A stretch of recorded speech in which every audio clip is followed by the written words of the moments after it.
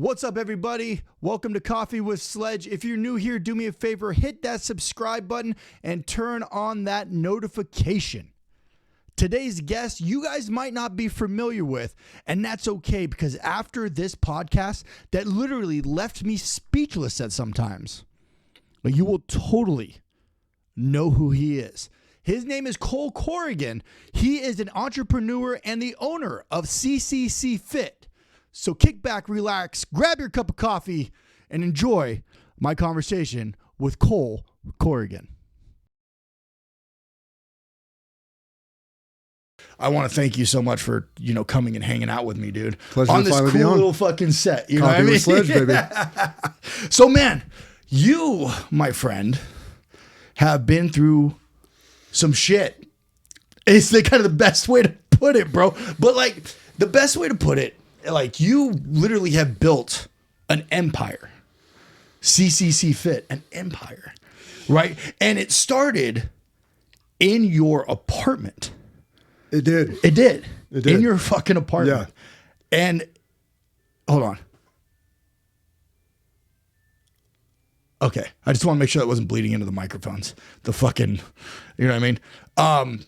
Steggy, cut that. I'm gonna restart the whole thing, so we'll cut this. You didn't know we were recording, so I guess I should have told you that. I just wanted, I wanted the normal banter, and then it was just like boom, boom, boom. Yeah. So yeah, is that us or is that him? Is that little the chime? That is a ice cream truck. That is hilarious. Should we go get that real quick? An ice cream? All right, wait. Just kidding. You want to go get an ice cream? I can't. As your trainer, he would be so fucking mad at me right now. Yeah. He'd be like, "Yo, dude, what?" I was like, "I was eating ice cream on the side." He'd be like, "Dude, you're a fucking idiot." And I'm like, "Yeah, all right." I mean, I wouldn't say anything. Shh. I'm on video, bro. I'm on fucking video, bro. Eating ice cream. Like, it wasn't me. What's that rapper noise? Nothing. That's fucking hilarious. Okay, yeah. So ice cream truck going by, no big deal. Hey, we deal with the shit. That's the way we look at it. Just like normal life, we deal with the shit. We deal with different aspects of life. And you've been through so much in your life, right? To, like I said, you built almost an empire. Like, it really is, because you started in your apartment training people. Yes, I have. And what made you do that, though? Like, what made you start in your apartment? Because a lot of personal trainers will go to a gym and start that way. Start, learning the system within the system. You said, fuck the system, right? And you were like, I'm going to do it my damn self. So what made you do that? Well, funny you said that most start in a gym. Yeah. And work through their system. Yeah. That is actually what ended up happening. Oh, did you? So. Then that's my fault. See, that's part of the story I didn't fucking know. That's why I'm going to clear the. That's why we're clearing it up. That's right. Go on. So, when I had just gotten out of rehab for alcohol, I was hungry to become a trainer. I had spent all my time in rehab studying for becoming a fitness expert. I wanted to know everything there was to know about nutrition, supplements, the body, exercise. But what made you do that, though? Because you could have went so many different avenues, but especially you being in rehab, right? Because you went to jail, correct? Before that, you went to jail, right? It was a revolving door for me. It was something that I was comfortable with. I was comfortable with messing up and feeling sorry for myself and being a refugee of my own problems. What really actually, what was like what was the reason for it, though? What was the reason for you to rebel so much? I felt the world owed me something. I was just simply resentful of my current state of affairs. I felt like I was dealt a bad hand. I saw what my friends had, saw the dynamic that their family had, and it was just something that I didn't see parallel in my own life. And I wanted the same opportunities that they did. I wanted to have the nice toys, the nice, Christmas. And it wasn't to say that there weren't certain ones where we had, lower middle class. We saw some things. We had some nice things. Yeah. And by no means did my parents miss the mark a lot of the time. The unfortunate reality is, I come from a long line of alcoholics. Yeah. And it's same. Same. Because Exactly. long lines of just complete addicts in general. Like my dad's brothers, I don't even know where they are. I think half of them are dead because of alcoholism and addiction. Right. So that is something that we have definitely in common. And yeah, we've talked about it. And one of the reasons that we've been able to respect each other and be around each other for so long. Yeah. I have, since realized that maybe it's not necessarily my parents' fault. Maybe it's a generational thing that's been handed down over time. Yeah. So for me, I really did enjoy alcohol. Loved the way it made me feel. Bro, it sometimes makes you feel like you're invincible. And I think that's one of the fun, because a lot of people that are alcoholics, they always apologize the next day. Because you're like, oh, I was drunk, man. Like, I was just so out of my mind, bro. Like, I'm so sorry I fucked your girlfriend or whatever it was, right? Oh, dude, or I fucking broke something. Were you there? I was. Okay. I don't know if you saw. I was through the window. Okay. Yeah, through the window. Looking at you through the glass. No. But no, it's just, oh man. And there's only so many times that you could fucking apologize where people are just kind of write you off. You're just kind of like, they're like, oh, it's Cole. Oh, it's Sledge. He's on another one, And for me, that was every single night. For me, it was like I was fucking on it every night, and it was constant. And then I would be downtown, and us in Slow, man. Like Slow is a party town downtown. You know what I mean? But you weren't even really old enough to drink yet. No, so I actually have never had a legal drink in my entire life. My dude. That's awesome. That's not to say I haven't drinking in a bar, but not in Slow. I think I had my first drink in a bar in Northern California when I was 16. I was in Humboldt County, if you know where that is. Yep. It's the weed capital of the world. Mm-hmm. And my brother lives up there, and he takes me to some sailor bar down there. And of course, our old man's with us, and he's going to see how his son drinks. And as long as we're with the older brother and dad, it's all good, it's all safe. Yep. Maybe about 2 pitchers of beer in. My demeanor hasn't changed. My slurs have not been a thing, and I've been walking completely fine.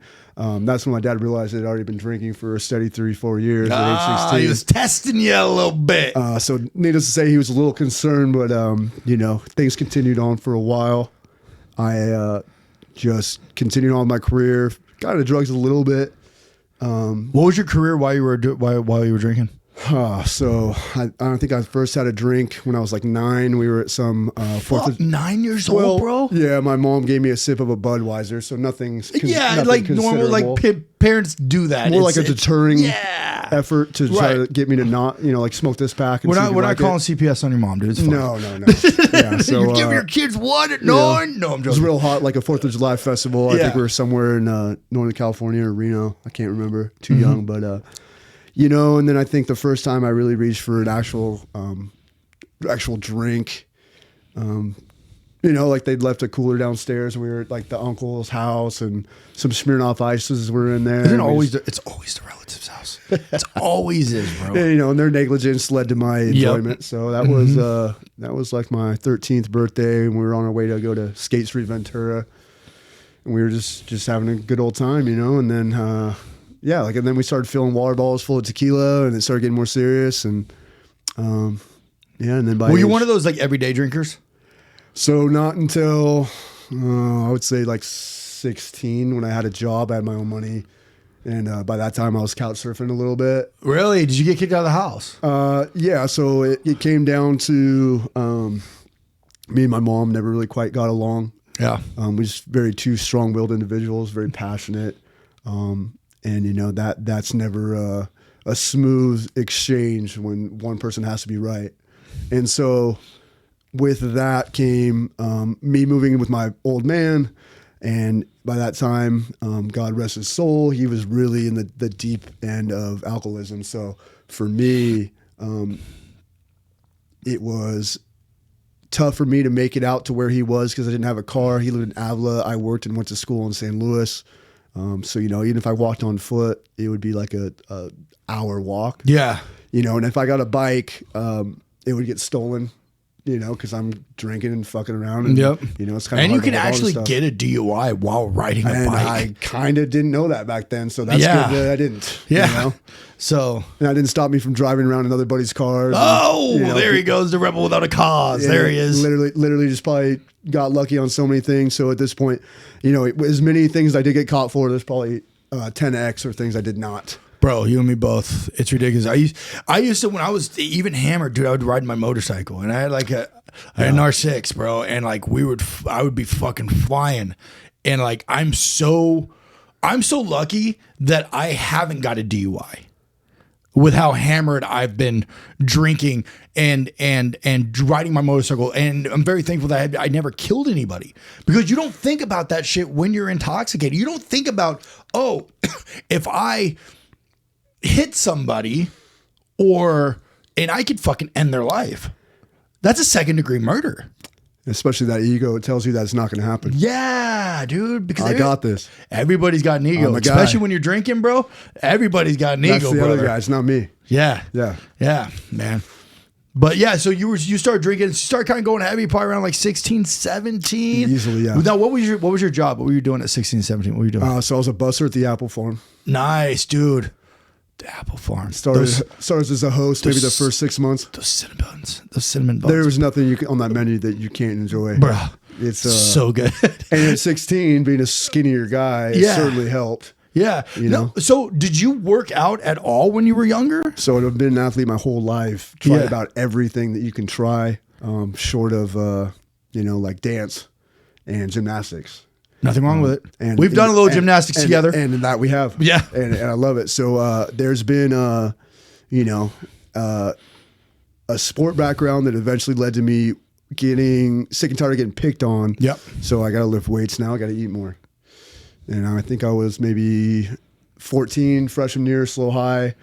Didn't have a gym membership yet, but that parlayed into my grandma noticing I was a lot more healthy, a lot more disciplined when I was training with weights. Yep. So she buys me my first membership at Los Osos Fitness. Yeah. My very first gym ever. It was 2 blocks from the grandparents' house. After couch surfing for probably about 2-3 years, I ended up living with the grandparents. By this time, I'm an absolute terror to the community. Yeah. And grandma. What was some of the crazy shit? Tell me.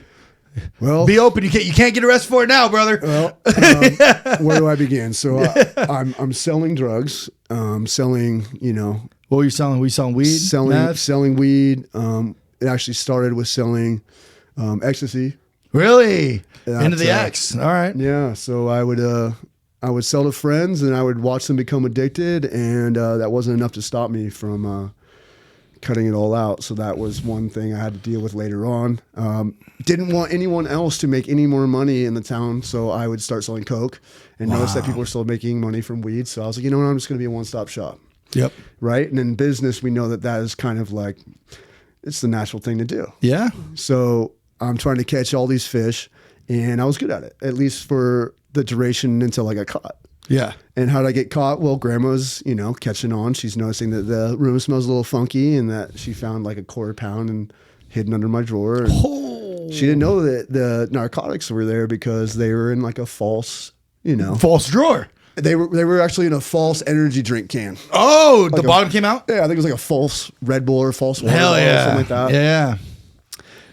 So that was one bullet I dodged. But why is there a water bottle under there? She didn't question that, Yep. luckily. But of course, she got to read about it on the news because they did state the things I had done on the news. Small town, not a lot of excitement. So when you get in trouble, the whole community finds out about it. Who did you get caught dealing? So yeah, I was asked to take all the stuff out of my room. Grandma said, whatever you're gonna do with your life, you ain't doing it here. Yeah, yeah. So I took it. I had just actually bought an 89 sedan DeVille. Hell yeah. My very first car I had for 18 hours. So I'm sitting there in my Cadillac, right outside the grandparents' house, parked on the block. My buddy's snorting lines in the back seat. I won't divulge his name, but No, don't need to. I've known him my entire life. He knows who he is, and love you, brother. Sheriff comes rolling around the corner. Oh. I make eye contact with, I don't remember seeing him, but I remember seeing the windshield. Natural thing to do, just play it cool. Yep. No, duck down, hide. Oh, you got nervous. Suspicious car. Yep. Just chilling, never been parked there before. So he comes walking up on it. Hey, what's sees going- me duck down there. I'm like, oh yeah, just taking a little nap. You know, Nah. there's a little bit of exchange, of course. Get out of the car. What are you guys up to? Nothing. Oh yeah. Oh, yeah. What's that? What's this? Looks up his nose, pulls a scale out of my back pocket. It was all downhill from there. Oh. And how old were you at this time? I'm 19. Wow. So I was you're on my way to get my license, my driver's license for the first time. This is a felony. Roger on, that. on your adult record. Now 4 felonies. Yeah, so that's not something to mess around with. Now, if you were a young child, not a young child, but a young adult, teenager, someone under the age of 18, when you turn 18 in the state of California, your record kind of gets washed away to a point. Sure. Right. You're 19 years old. That is something, because I know when I was 19, I got arrested. So that is I definitely know that feeling of 19 years old. And then now that is something that you live with your whole damn life. And you're talking 4 felonies. And the 4 felonies were, let me guess. You were in the driver's seat? I'm in the driver's seat, Buddy's in the back seat. Driving with no license. That's not a felony. That's a misdemeanor. Technically, the keys were not in the ignition. They were in my pocket. Oh, okay, so we good. dodged that bullet. Yep. Attempt to sell. Absolutely. Distribute. Absolutely. Possession. Of course. What are the other 2? Trafficking. I had in a false Trafficking. compartment 99 ecstasy pills in a false compartment in the wheel well. And In the wheel well? And then I had a half ounce of blow as well. That didn't really help things. They were actually more concerned about the cocaine than they were the ecstasy. Really? Ecstasy was just now getting sorted as far as its severity of charge. At Yeah. that time, we're talking, this is 2007. Yeah. And especially in my county, SLO County, Right. our county, there's not a straight due process for ecstasy charge. There certainly, I'm sure, is now. Oh, they knew exactly how to handle cocaine, as I'm sure you can imagine. absolutely. Some of our constituents, I'm sure, have sorted that out. Yes. Maybe even in the behind closed doors Yes. themselves. Oh, well, hopefully they We're not going to get no names. too far into that. No names. No names. No names. We know a lot of the same people, which is great. So you're 19 years old. You get arrested for 4 felonies.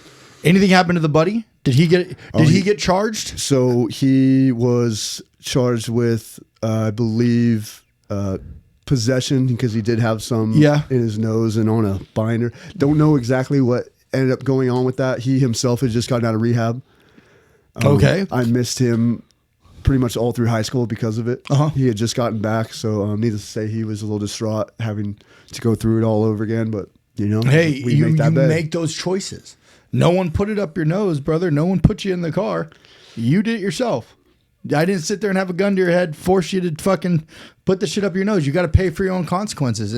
And that's exactly one thing I had to learn when I was arrested, and I had a felony when I was 19, and then I got released on a thing called OR, which was honorary release. So it was, you better make your court dates, right? Well, while I was on honorary release, I got arrested again. So then they just kept me inside. And as we were fighting the felony to get it brought down to a misdemeanor, I got charged with a misdemeanor while we were fighting the felony. So the felony stuck. So that's mine. That's my shit, right? So, but as you're 19 years old, you got 4 fucking felonies. Now they lock you up. They take you to jail, right? Did you get bailed out? Did you stay the night? Like, how was it because I know for me, when I got taken in there for the first time, and you realize, they put me in like a tank with like probably 4 or 5 different fucking people, right? And then there was other tanks that other people are waiting to go upstairs where the main jail is, right? When they slam that fucking door, bro, and that door is fucking heavy, reality kind of sits in real fucking quick. right? Because now the shitter's out in front of everybody. You got to shit, you got to piss in front of everybody. They give you a sacked lunch. You know, like this is fucking real. Like the shit that people see on television where it's like the scared straight and all this shit, that shit's fucking legit. Right? I know for me, it was just like, oh, fuck, how did I end up here? So how was it for you when they brought you in? Were you still kind of like, kind of punkish, kind of kiddish, and then they slammed the door, and then you went, oh, fuck? Or did you still have like that chip on your shoulder a little bit? Unfortunately, I sold that chip. Did you? Yeah. Fuck. I surrounded myself with not the best role models. Yeah. At such a young age, and of course, even at 19, I'm still hanging out with 28-year-olds, 30-year-olds, people that are prospects for the Mongols, and things that are just like they're on their way to being professionals. Yeah. Of their craft. Right. And so I'd glamorize the whole scene for years. And at 19, I was still there. My head had not shifted. It's, there was basically no change for my paradigm except for, looks like I'm not going to have a job. Therefore, I'm not going to have the money that I had to make the plans that I originally set out to do. And what were your original plans? To make as much as I possibly could selling drugs. Okay, so you were actually working and then selling on the side. So you were pretty much, that was your double income.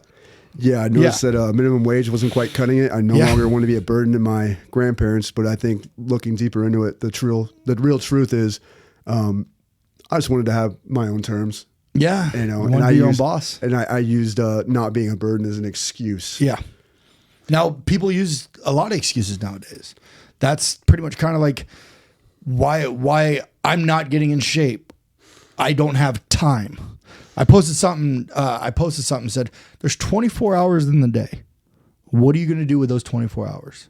You only sleep for 8 of them. That's, do the math. You're only at work for 8 to 10. That's 18 hours. I use that analogy often with a lot of my clients. You know what I'm saying? I Because they're kind of lazy. People are lazy to a point because they want things handed to them. They're not willing to work for them. And that was kind of like you wanted the fast cash so you could kind of be your own boss, right? So you wanted that fast cash so you didn't want to work super hard like you are now to be your own boss. You just wanted to fucking do it and be like, all of a sudden I have my empire, right? And then all of a sudden you get popped. You're facing 4 felonies. You said that you got bailed out of jail? So my buddy went home that day. The buddy who was with you? He got bailed out. Okay. His parents came and grabbed him. I wasn't so fortunate. Okay. They told me, you're not going anywhere. Really? That's what yeah. So the second I got to 800, called the grandma. Yep. Tell her what has happened. Uh-huh. And she says, well, if you want to be an idiot, have what idiots have. Yeah. Basically what I was given. Yep. And, I gave her a little mock cry. First time I had done that maybe since I was 12 and wanted that special Christmas gift. Yep. So it stooped pretty low there. And I just sat it down and, a couple of the buddies were already there. So I guess we're going to ride this out. Oh, so you had homies in the inside? Yeah. Oh, okay. Yeah. All right. So you were kind of, what's up, dude? Yeah, maybe we're not as fucked as we thought. Yeah. Okay. So that could be a little bit of a mind fuck too. Yeah.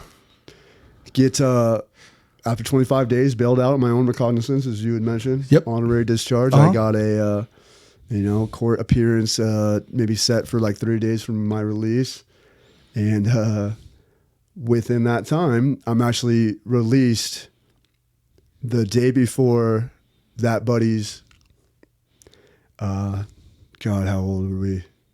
His 19th birthday. I was soon to become 20. Yeah. And I go up to Paso Robles, which is northern Slow County, and I get some ecstasy for personal use. And the guy that hands it back to me says, careful. It's laced with mescaline. That's the active ingredient in peyote.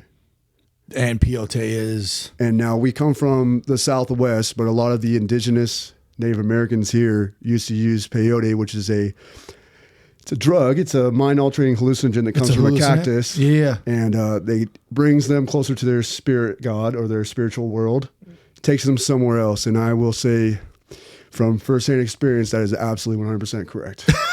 It took you to an out-of-body experience. Now, keep in mind, I've just been selling for, a year or two. Yep. Ecstasy, and every time I got a new color, I wouldn't use it habitually, but every time I got a new color, I would try it. Yeah. So I consider myself a connoisseur of sorts. Yeah, you wanted to tell them that, this stuff will do, X, Y, and Z for you. So you're not, when you're selling your product, you're selling the experience as well, and you could tell them what this experience is. You know what I'm saying? So yeah, I get that, But it's like selling a car. You want to test drive the car before you sell it. I mean, it's only the natural thing. That's only the national right you gotta thing hear to that do. purr. Yeah, you gotta hear it purr, brother. I had my ego got the best of me on this one. This was a whole different ball game. So, but me being me, yeah, I must have had like 3 triple stacks in my hand. Just pop them right then and there. Whew. Go back to my buddy's party. Yep. Over at the trap house where everybody gets to get away with stuff at age 16 and 19. And someone hands me a bottle of 151 and I just kind of keep it going. And everything kicks in. I become very hot. And I pop all my clothes off, go outside, not necessarily in that order. And I start getting a little audible. And at this point, people have already kind of seen me flip my shit. Yeah. I'm a young man who's angry and Yep. just fucking out of control. Yeah. So I'm out there, I'm yelling, I have 0 clothes on, not even my boxers. Oh. And We go streaking. And by this time, no one can really calm me down. No one can talk me down. And they say fuck it, and they're going to remove themselves from the situation. So this is maybe 3 o'clock in the morning. Everybody's still up. They hear from maybe a block or 2 away a whole bunch of gunshots. What they don't know is I've already made contact with Los Osos sheriffs. They tell me to get on the ground. I don't speak a word. I run and dart directly towards them. In the process of doing so, I've never seen another man as scared as this individual was in my entire life. The police officer. I have 0 fear. And this is not to say that I'm any overly intimidating individual. I'm not saying that I'm that guy. This night, I did not care what happens to me. I had just gotten out of jail the night before. You're out of your fucking mind. I've already got about 3 officers on the scene. Yeah. One of which is now behind me. And as I'm running towards him, he draws his shotgun on me and pulls the trigger. What I did not know when I was struck with his projectiles that it was a rubber bullet. I thought it had been shot. Oh, fuck, dude. My heart is literally like, as you're telling the story right now, I was like, you never told me you were shot, dude. And like, my heart is like racing right now, brother. I was like, fuck. All right, go ahead. So this is a story that I've been had told quite a few times, especially right after I was released. But yeah, the whole ordeal went on for 20 minutes time. And keeping in mind that this is, a plethora of pepper balls, pepper gun, pepper spray. I was pretty much had an entire pepper ball gun emptied on me. The entire hopper was emptied on me. Fuck. An entire can of pepper spray. They shot me 17 times with rubber bullets or bean bags. Is what they had. One stuck into my leg and it was still stuck in me when I got to the hospital. I had been tased twice. I still remember ripping out the taser. And once again, I had never seen a look of complete hopelessness from them when I did that. To where I almost feel as if the look on their face was, we might have to shoot this guy. We might have to kill this guy. And that was what they were really bummed about. Not because they were fearful of their own lives. Maybe they were a little uneasy because maybe I'd punch him in the face or whatever. But it was truly like, they were like, we might have to hurt someone. And that was like, we have to hurt this young man, and I don't want to hurt this young man. So that's not me talking bad on them. That's me saying, they have hearts. They're human beings just like me. Yeah. And I'm in a place that's a real low point. Didn't care what happened to me. The whole ordeal went on for so long. Morro Bay PD, which is about 10 minutes away, was able to respond. This is all in Los Osos? We've got 2 departments now looking to deal with one man who just does not have a care in the world. And eventually you're able to get me to the ground with batons. and wrap me up, throw me in the back of a squad car. Next thing I remember, I'm shackled to a gurney at Sierra Vista Regional Medical Center, and my back is burning. I thought I was in hell.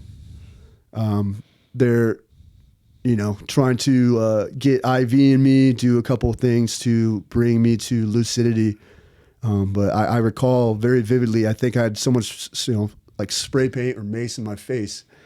I couldn't see anything. Yeah. I just remember seeing a light, and I remember burning. I said, well, either that's heaven, or I'm being sent down to hell. I couldn't really discern the two. Yeah. And I couldn't move. I was shackled to a gurney. So I said, well, what is this place?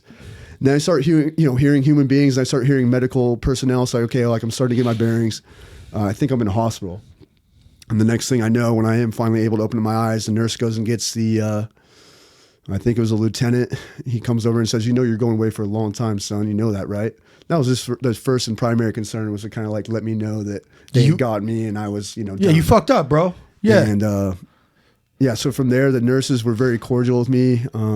Officers were not, and the nurses were kind of trying to keep them at bay. Yeah. And I just said, hey, if there's one thing you can do for me, it's just put a cold towel on my back, because my back was just caked in pepper balls. Yeah. Couldn't move much of my body, even if I wasn't shackled. Just I had been completely covered in bruises. If you've ever taken a round. Yeah, dude, I've been hit by paintballs. They suck. And then if you've ever been hit by a rubber bullet. Never. It comes out of a 12 gauge, the same trajectory, the same speed. So, I still have my scar here on my thigh from when it went in. Jesus. So what had happened was, I had my jaw broken. I won't get too much into how, but we just know that my jaw was broken. I had to be sent to Fresno, and that's the only jaw expert. So we get over to Fresno. I have to ride in the squad car with the hospital gown on the whole time. I could sort of see my face through the glass in a reflection with the sunlight. Yeah. I noticed that my lip is hanging down to about here. A good chunk of my lower jaw is missing. I'm missing about 5.5 teeth. Whoa, bro. And then I have this huge gash on my forehead, and I can pretty much see my skull. So I said, yeah, we're going to ride this one out again. Yeah. Keep in mind, a month prior, I just got caught with all those drugs. Yep. And I'm on my own recognizance. So I said, you know what? We're going to go for another ride. Get to the hospital in Fresno. I'm surrounded by, personnel. I almost pass out. They bring me to shove a catheter in my urethra. That was real enjoyable. Give me a cavity search, maybe just a scope, see what's going on up there. So I'm like, man, I don't know how much crazier this can get. Yeah. And I finally get up to a room after everything's said and done to kind of breathe and soak in what has all happened, because I'm still just in pure adrenaline mode, And then, when reality sinks in and I've got, a rubber bullet stuck in my leg, I've got 2 detectives telling me that if I leave, I'm looking at like 15 to 20. Yeah. They say, you better not leave here. I say, well, I don't know how I'm going to. They say, well, don't even think about trying. I have nothing really to fucking look forward to. And I literally thought that exact same thing the day before, but then I realized I dug an even deeper hole. And, I just said, fuck this. I don't know if I want to do all this, but I said, well, I guess I don't really have a choice. As soon as they put me on a morphine drip, that certainly helped. Yeah, I bet it did. I was able to control my bleed a little bit. So, I said every 4 hours, just kind of give yourself a little. Give you a little fucking tap. Oh, no, that's not true. Actually, I had to call in the nurse, and she had. Oh, she did it for you, huh? They said they were willing to do it about every 4 hours. So, yeah. To be honest, on every 4th hour on the hour, I would be. Did you have a TV in there? Yes. Yeah, okay. Yes. So you had a little bit of entertainment. So 4 days in, after the detectives prep me, they come pick me up and take me to our deck. No. I'm sorry. They take me to A deck, old jail. So for those from SLO County that have made any mistakes, that's like the bars. Yeah. So we're not in the glass anymore. I'm sitting there in a solitary cell. Now from Fresno. Yeah. You said that you had to go see a jaw surgeon because your jaw was messed up, right? So that was why I was up there while I was already taking morphine. They did take me down for surgery, put me under. And okay, so you got your jaw fixed while you were in Fresno. Glazed over. Yeah. And then your teeth, did they fix your teeth while they were in surgery? Negative. So it would certainly seem to the general public and all the media that covered this that excessive force was used as their I won't go too deep into this because I don't hold grudges on them anymore, and I certainly was in the wrong. Yeah. As part of our deal, they would screw my jaw back together as they did. The screws are still in there. I got 8 of them. And they would give me misdemeanor resisting comparatively to a felony resisting a executive officer. Wait a minute. You're telling me right now because they broke your fucking jaw, they decided to take everything that they threw at you, your fucking, what was it, 20-something pepper balls in your fucking back, broken jaw, 4 teeth missing. 5, yeah. 5 teeth missing and a half. And they go, we're not going to slap you with a felony, kid. We're going to give you a misdemeanor. But at the same time, though, is you were so out of your fucking mind. What the fuck did you expect them to do? Right. And I'm already out in my OR. You're out on your OR, I haven't even done all my time for that yet. You haven't even done your shit for your 4 felonies yet, man. And you're 19 years old, right? Or 20. You're 19, 20. I turned 20 my first week in a decade. Yeah.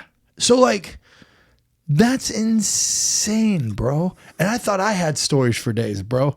And I thought I had stories. I was homeless and all that shit, dude. This makes me look like I fucking was hanging out at Toys R Us. But no, so yeah, so that's so they go, yeah, man, we're gonna give you a fucking misdemeanor because we decided to fuck you up. But at the same time, though, what the fuck were you expecting us to do? Because you were fucking, if any way you look at it, you were trying to attack us. We were just trying to get you to kind of calm the fuck down, right? Hence why you don't hold any grudge, which I totally understand that, right? It's not like cops, like, yeah, some cops, most cops, 90% of the cops don't fucking decide to, become a cop to shoot somebody. Sure. They want to serve and protect. They want to help people. Oh, no. I work with police officers to this day. Yeah. And I have nothing but admiration for what they do. And it does not sound like an easy job at all. No, dude. Yeah. Like, bro, I can't even think of some of this shit that and you would think that, like, the county we live in, SLO County, right? Especially in San Luis Obispo, it would be a quiet town, right? Not a whole lot going on. Like, sure. The cops get paid pretty good money to do fuck all, right? But from what I understand, there's a lot of shit that goes down in SLO we just don't fucking know about. And they do a good job with that. And they do a good job with that, of keeping that shit on the low, right? Anyway, go back to it. So you're going, and now you go to surgery. You get 8 screws in your jaw, right? Now they take you from surgery, your morphine drip every 4 hours. They pack you up and put you back in a cruiser, take you back to SLO County, and then they put you in A block? Exactly. Okay. So my first weekend, the warden comes and talks to me. I step towards the bars. He takes 1 step back, not shooken, just being cautious. Mm-hmm. Large, very, very alpha-like man. Yeah. And, he just kind of shoots the shit with me like we are now. Yeah. You can tell he's a man's man. And he says, so what happened out there? And I said, well, sir. And after every sentence at this point, I've got sir at the end of it. You know why? Because I'm fucking in so much pain. I've been through quite the experience. I don't want any extra fucking bullshit. Yeah. So every other sentence that I finished with is sir. And that made the ride a lot smoother, I'll tell you that. Oh, for I bet it any did. of you guys who look some helpful hints out there getting to go sit down soon, show some respect, you'll possibly get it back. So I say, well, when I was out there, I had just gotten out. I was here the night before. He says, yeah, I know. And I said, quite honestly, I was just done. Your officer told me to get on the ground. I didn't say anything. I ran at him. I just told him the exact truth. He's like, yeah, that's what the dash cam showed. What he didn't tell me is from this day forward up until now, I know this to be a fact because I train a lot of first responders. I am now a training video for the sheriff's department. Are you really? Yeah. So they show it to all their cadets and anyone looking to get into there. This is how you deal with someone who's hopped up on it. Congratulations. Now, yeah, right. Like, I don't know what to say. Exactly. Congratulations. It's okay. I guess it's just one more reminder of my past and where I don't want to be from. But yeah, I mean, like, it certainly is like that. It's that we come from those roads. Man. Yeah, bro. We tell those horror stories, right? Yeah, dude. Like this is some grandkid stuff right here. But like, it's one of those things. But yeah, dude. Like, but at the same time, though, there's a lot of people that listen to like podcasts or vodcasts or anything like that, man. And when they're down in the dumps and they realize that, like, man, maybe my life does suck right now, man.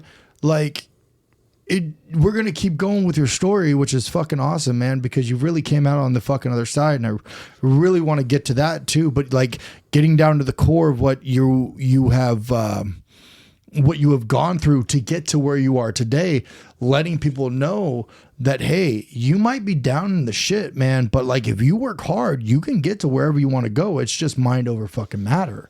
It really is, you know? So you're talking to the warden, right? You're saying sir, because it's getting you a lot further than being a fucking asshole. You know what I mean? And now your training video, which is congratulations. So, and you still haven't gone to court for your 4 felonies, but now since you're on honorary release and now you're locked back up, you have a misdemeanor on your record, right? Which you still haven't gone to court for. So at this point, I still have 5 felonies. 5 felonies. It's not until... So the part that I guess didn't mention again is that after the drug charge, before all of this that has just happened, the grandparents do sit down and have a powwow and get me Gamble, which is one of our top attorneys.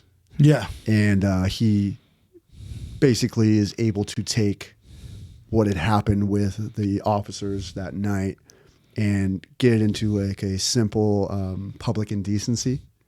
Wow. Nothing like a sexual, right? Anything like that, because we can get caught pissing behind the bar, and that's could quite. I think even back then that wasn't really a thing. It is now, so just be careful out there, people. I think it is a thing back then too. So I dodged that bullet, especially like peeing in a park. Like, yeah, especially so daytime. Don't near whip school, your dick out in public, guys. Let's not, unless you have tinted windows. Anyway, thank you. Go on. And so I had 5 felonies. Yeah. I get somewhere between what he had me understand was, you could have been out there, and I quote, fucking a dog, and it would have been the same charge. I'm like, well, that's a little gruesome, but okay. Yeah. So, yeah. Well, at least you didn't have to, like, if you were fucking a dog, dude, you'd probably have to register and then fucking have to. I know Peter would not like it. So, bro, yeah, Peter would not like that. I think you would have the WWF and not the World Wrestling Federation after you. That would be the World Wildlife Federation. Okay. I take the felony for the cocaine. The rest of it drops to a misdemeanor, and I serve concurrent time from the drug charge and the quote unquote misdemeanor resisting arrest, and no longer against an executive officer. So it all in all gave me 6 months of sit down time with good time and early release. I'm in there for just over about 120 days. Okay. So after all of that, 6 months, 120 days, right? Your jaw probably still hurts like a motherfucker, Yeah. Yeah. Right? You ain't got no teeth. Missing 5. I got some. 5.5, but you're missing 5.5. Yeah. You get released. How did that feel? It was amazing. Yeah. I hadn't seen my face clearly in a mirror in about 5 months. Yeah.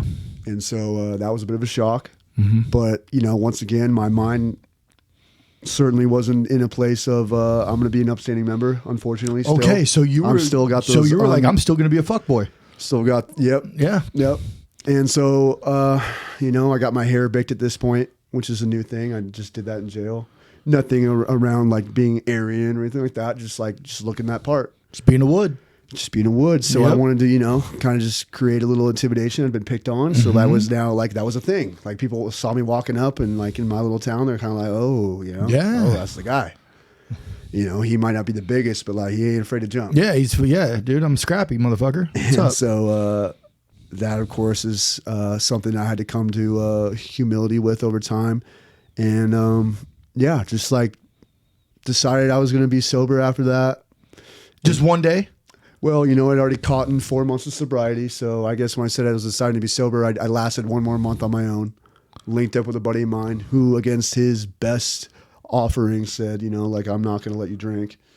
Okay, so you get released. Now, do you go back to your grandma's house? Yes. Okay, so you go back to grandma's house, who got you the good lawyer. So you get released, and you already did downtime. So you already did technically that sober time because you're not getting shit inside that I know of. Right. And after you got out, you just continued to be sober after that? Or did you, like, how did it click? Where you were just like, I don't really need this shit anymore? Or like... Yeah, it was obviously the suggestions of everyone around me, including my PO, to just cut the shit out. Yeah. And I did until somehow us alcoholics, we figure out a way to trick our mind into saying there's a way to do it that'll make it work. Yep. And of course I do it. Yep. After 5 months. So that was the biggest chunk of sobriety I had given up since obviously now. Yeah. Where I am 14 years in. I just got 14 years September 3rd. Fuck yeah, dude. So this is a while ago. Yeah. 34 years old now. I'll be 35 next month. Yeah, bro. So yeah, I've been with a lot of people who, even as crazy as they are, looked at me as the craziest. Yeah. And my buddy, who is, I think, still in prison. Unfortunately, he's been in YA since he was maybe like 15, 16 years old. So, prison for underage minors, and just been in and out of the system. Tattoo artist, extremely talented, so charismatic. Because that's usually when people are down like that, that's all they know. That's why they keep going back to the same routine over and over again, because they're comfortable with that routine. So when they're down, they don't know how, especially if people are down for most of their life. When they come out, they don't know how to deal with the outside world. They're used to being told when to eat, when to sleep, when to shit, when to have day yard, when this, when that, yada, yada, yada. They don't have, access. Absolutely. It's probably different nowadays, but they didn't have access to cell phones. They didn't have access. There was one TV. When I was locked down, there was one TV, and that was in the day room. Sounds familiar. You know what I'm saying? There was no TV. Then we had this motherfucker always come by every hour on the hour with this thing that would click in the door. Beep. Just because they were doing check. They were doing rounds. Every hour on the hour, dude. And we couldn't cover our light because there was a light on, right? It would not go dark in there. Because they want to see inside your cell. They want to see what's going on, right? So that light was on all the time. And I had the top bunk. So that light was on all the fucking time. That motherfucker, the minute you start falling asleep, beep, fuck. And he would slam that thing into the fucking door.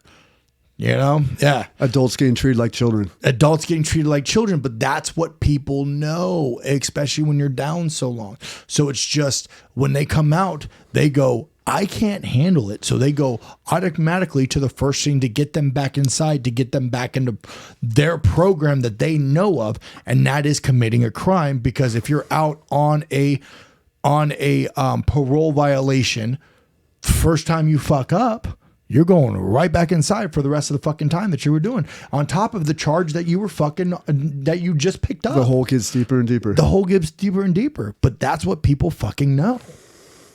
And it's eventually just like, fuck it. Yeah. We're already swimming. Let's just keep swimming. Yeah. Against the current. Let's not swim with the current. Let's go against the current. So after you got out, you got sober. Well, you had a sober time. Now, you said you tried to trick your mind. Does that mean that you decided to start drinking? Like, oh, I can have one or two and it's fine. Exactly. And then next thing you know, it kind of turned into, now I'm back into the old track. So I was never a excessive drinker unless I wanted to be. Yeah. And of course, I frequently wanted to be. Were you drink because you were drinking on emotion? Yeah, sure. Yeah, absolutely. Yeah, because you were drinking on emotion because you were frustrated with the world. Sure. You were frustrated with everything that was going on, with you just getting out, you not really knowing where you're going, so on and so forth. So you went to the first vice that you know, and that was alcohol. Super accurate. Yeah. I had and who's to say that it wouldn't have increased in caliber as far as my amount, but right before my last charge was the DUI. Yeah.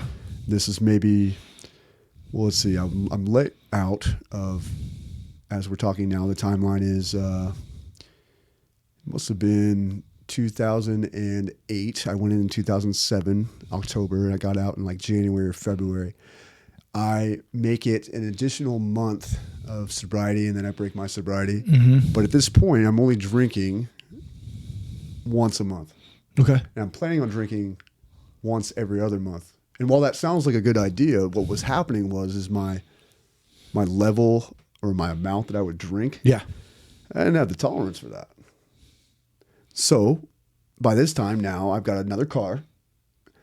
You have your license. I still had some money, and I still don't. I did get my license. Okay, I was like, because I said you got a car, but you still don't have your fucking license. I did get my license. Okay, you did get your license. Thank you. Okay. Yes.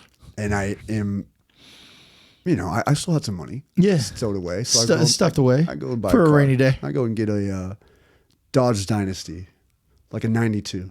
Nice. It's like a little, Well, it's a little rider. yeah, dude. It's got that look to it. Hell yeah. Yeah, it's got like 80,000 miles, 100,000 miles, something like that. And I'm rolling around doing my thing, and I'm thinking, okay, I look tough. I'm missing some teeth.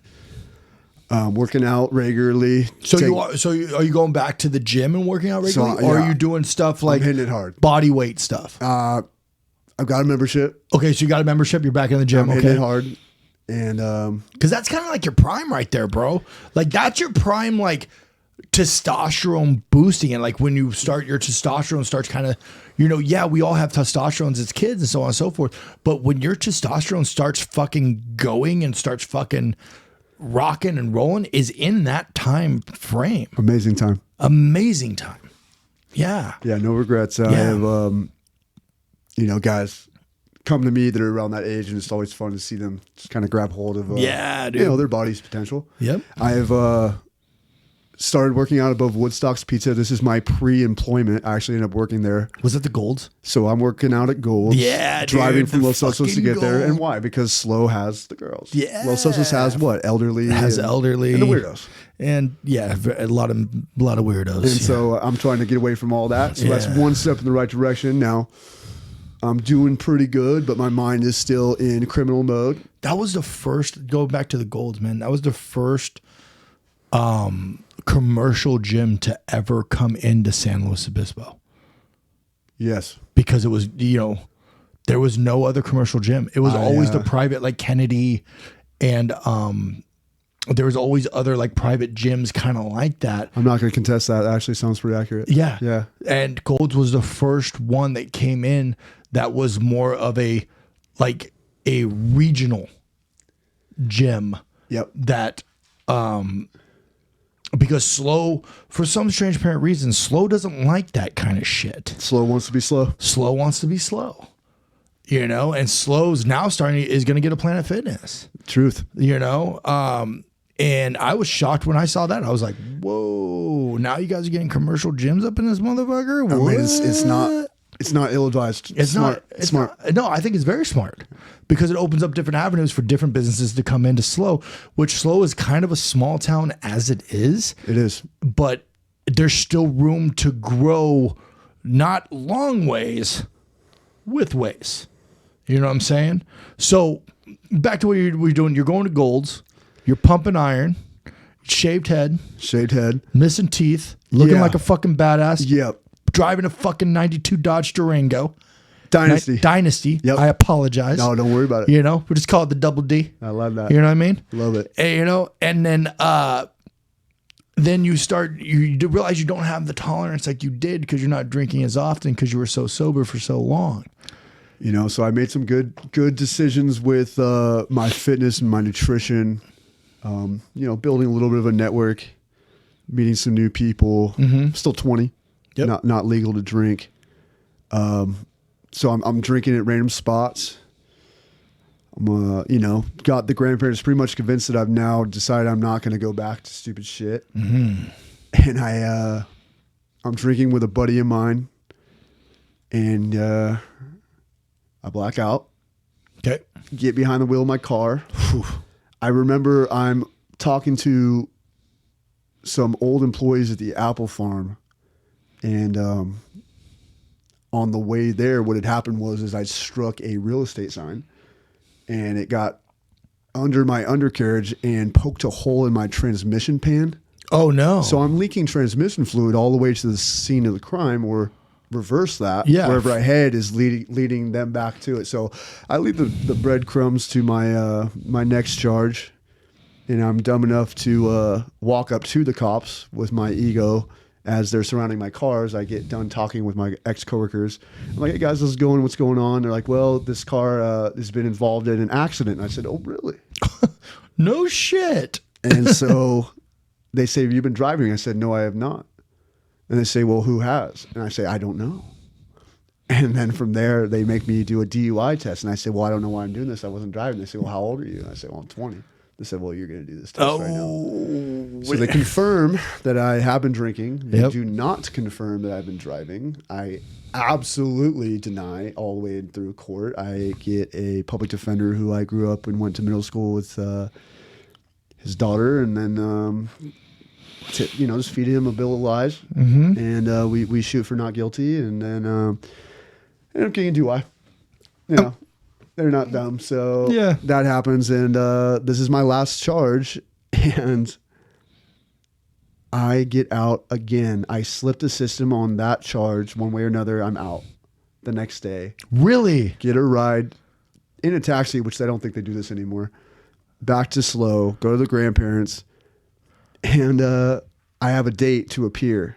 From that date to appear is when I am sent to Carpinteria Salvation Army Adult Rehabilitation Center, the ARC. Okay, so did they send you there? I had an option between that or going through California Corrections, which is a step up from jail going to prison.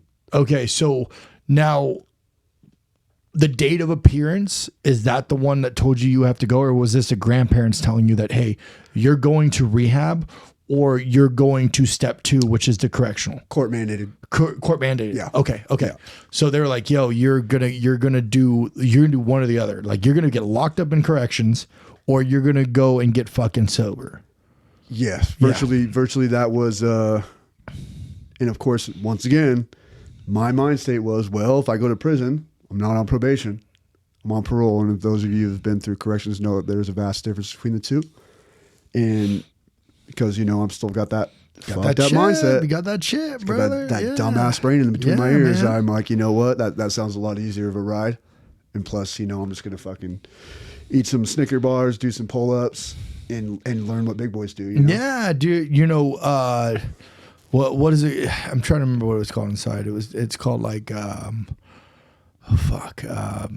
it's managing your time, but it's like, they have a word for it inside. I don't remember what it was. But I understand what you're saying. You program.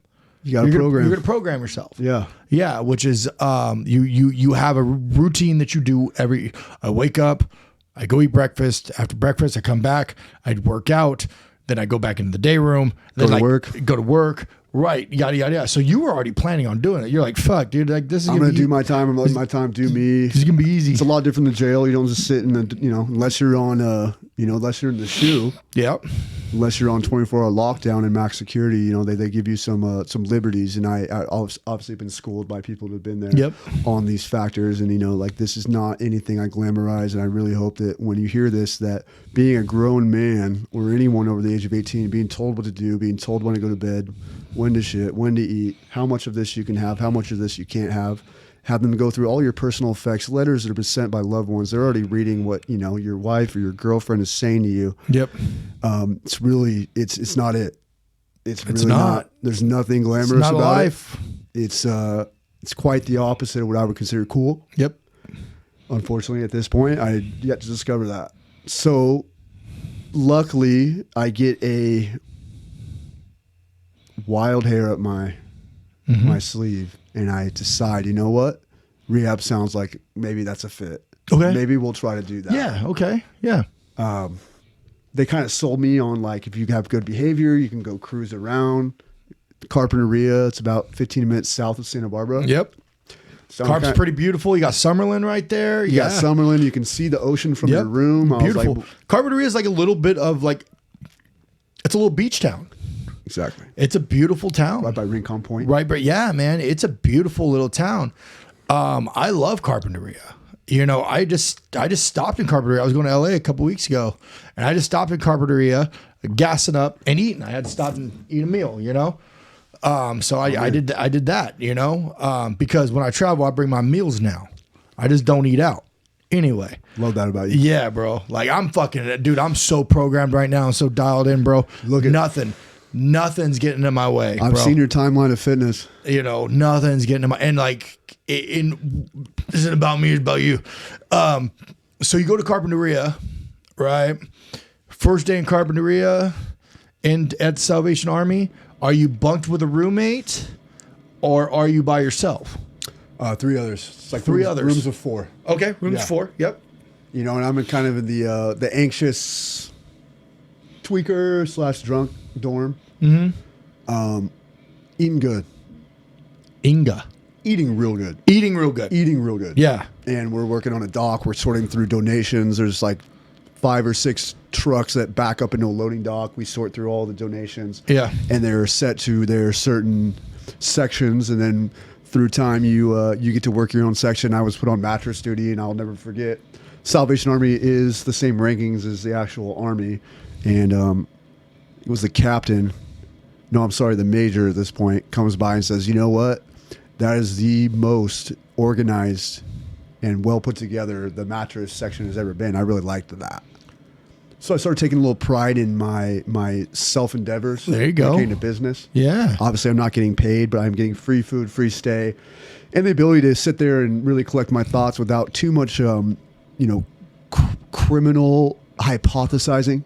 You know, like that stuff's really discouraged, and they don't really give you the time necessary to do that, and they kind of poke in on you in the rooms to make sure there's not too much fuckery going on. Now, are you working out Absolutely. in your time? Now, did they have a gym there? This is big. Okay.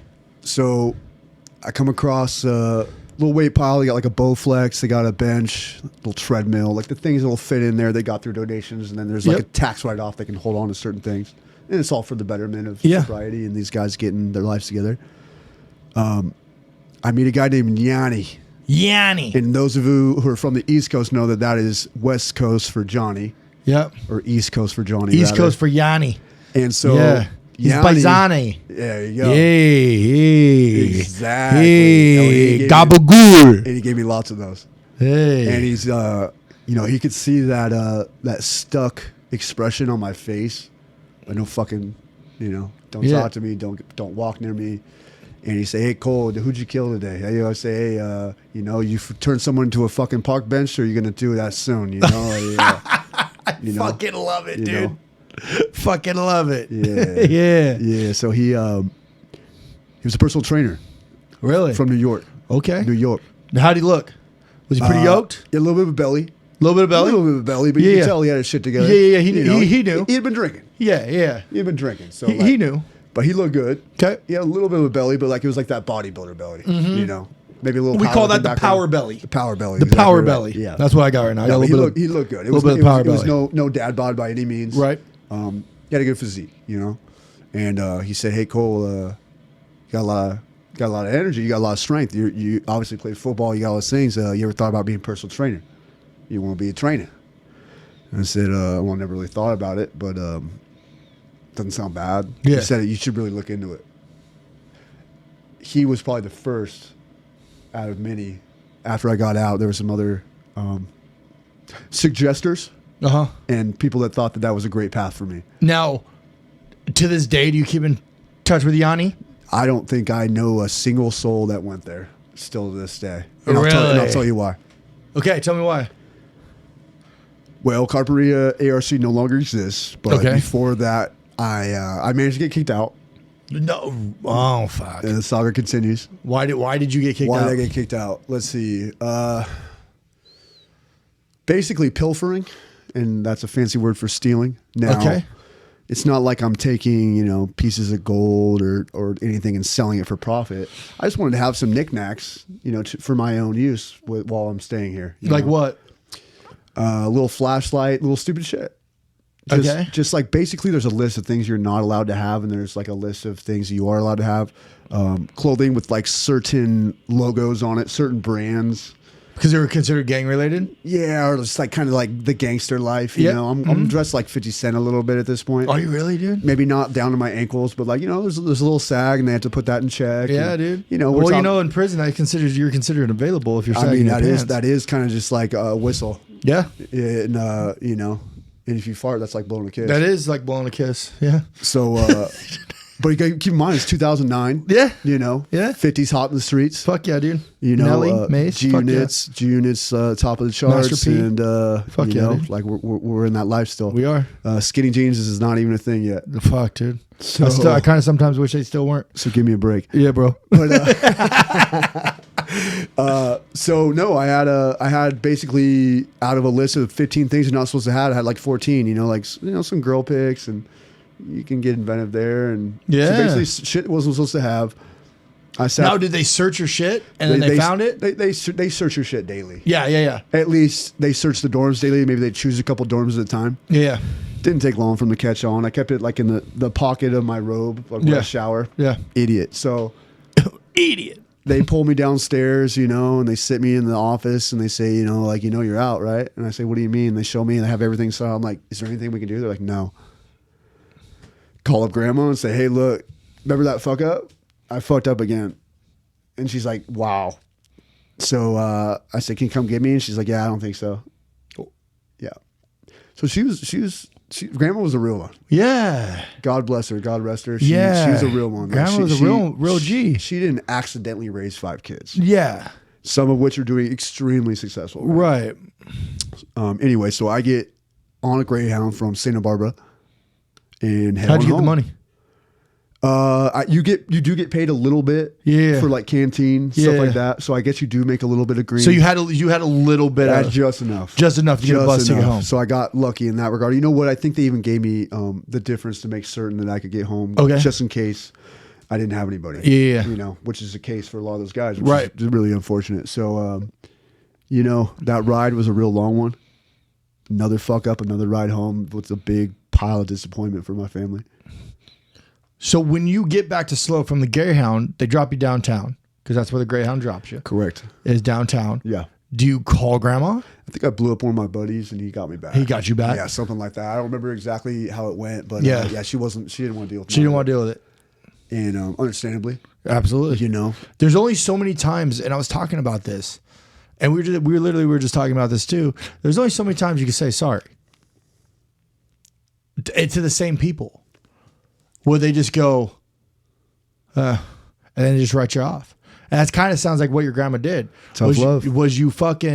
You said sorry so much to your grandma, where she's just like, I don't believe it anymore. Yeah, you lose face. I'm a man of my word. And when I say I'm going to do something, I do it. Yeah. I hadn't figured that out in all aspects yet. And You're a man of your word now. Back then you weren't. it took me being probably the opposite of that. I didn't lie all the time. I did it every once in a while. You know, I really didn't. I was a straight shooter. I really do try to shoot it straight to people. Yeah. I don't want to be known as someone who has no honor. Right. Someone that you can't believe what they say. Correct. And it was never my intention to fuck up and be sent home early. I never relapsed. That was the one thing I held on to for like my honor. Your sobriety. I stayed sober the whole time. That's awesome. So that was the one thing that the courts could at least tell that I was being truthful in. They gave me a second chance. I go to fucking Bakersfield.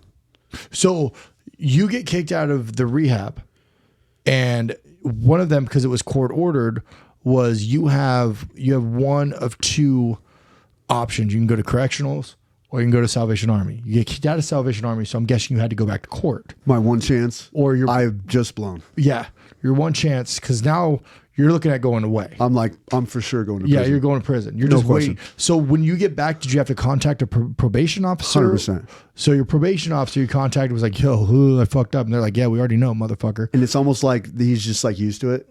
So he's like, all right, cool. Just go to court, see what they say. Yeah. He didn't give a shit. He's dealing with probably even worse individuals than myself. Yeah. I'm early on. Yeah. I haven't collected a rap sheet of 10 years or 20 years. Yeah, dude, you're still a baby crime. in the game. Exactly. And that's what I started to realize when I got to the second rehab. I could get into all the specifics, but long story short, I fuck up again. In Bakersfield? So I get to Bakersfield and I mess up again. Bruh. Once again, my mindset is still stuck on stupid. And did Bakersfield have a weight system? Did they have weights? Oh yeah. And I'm working in the kitchen at this point. Okay.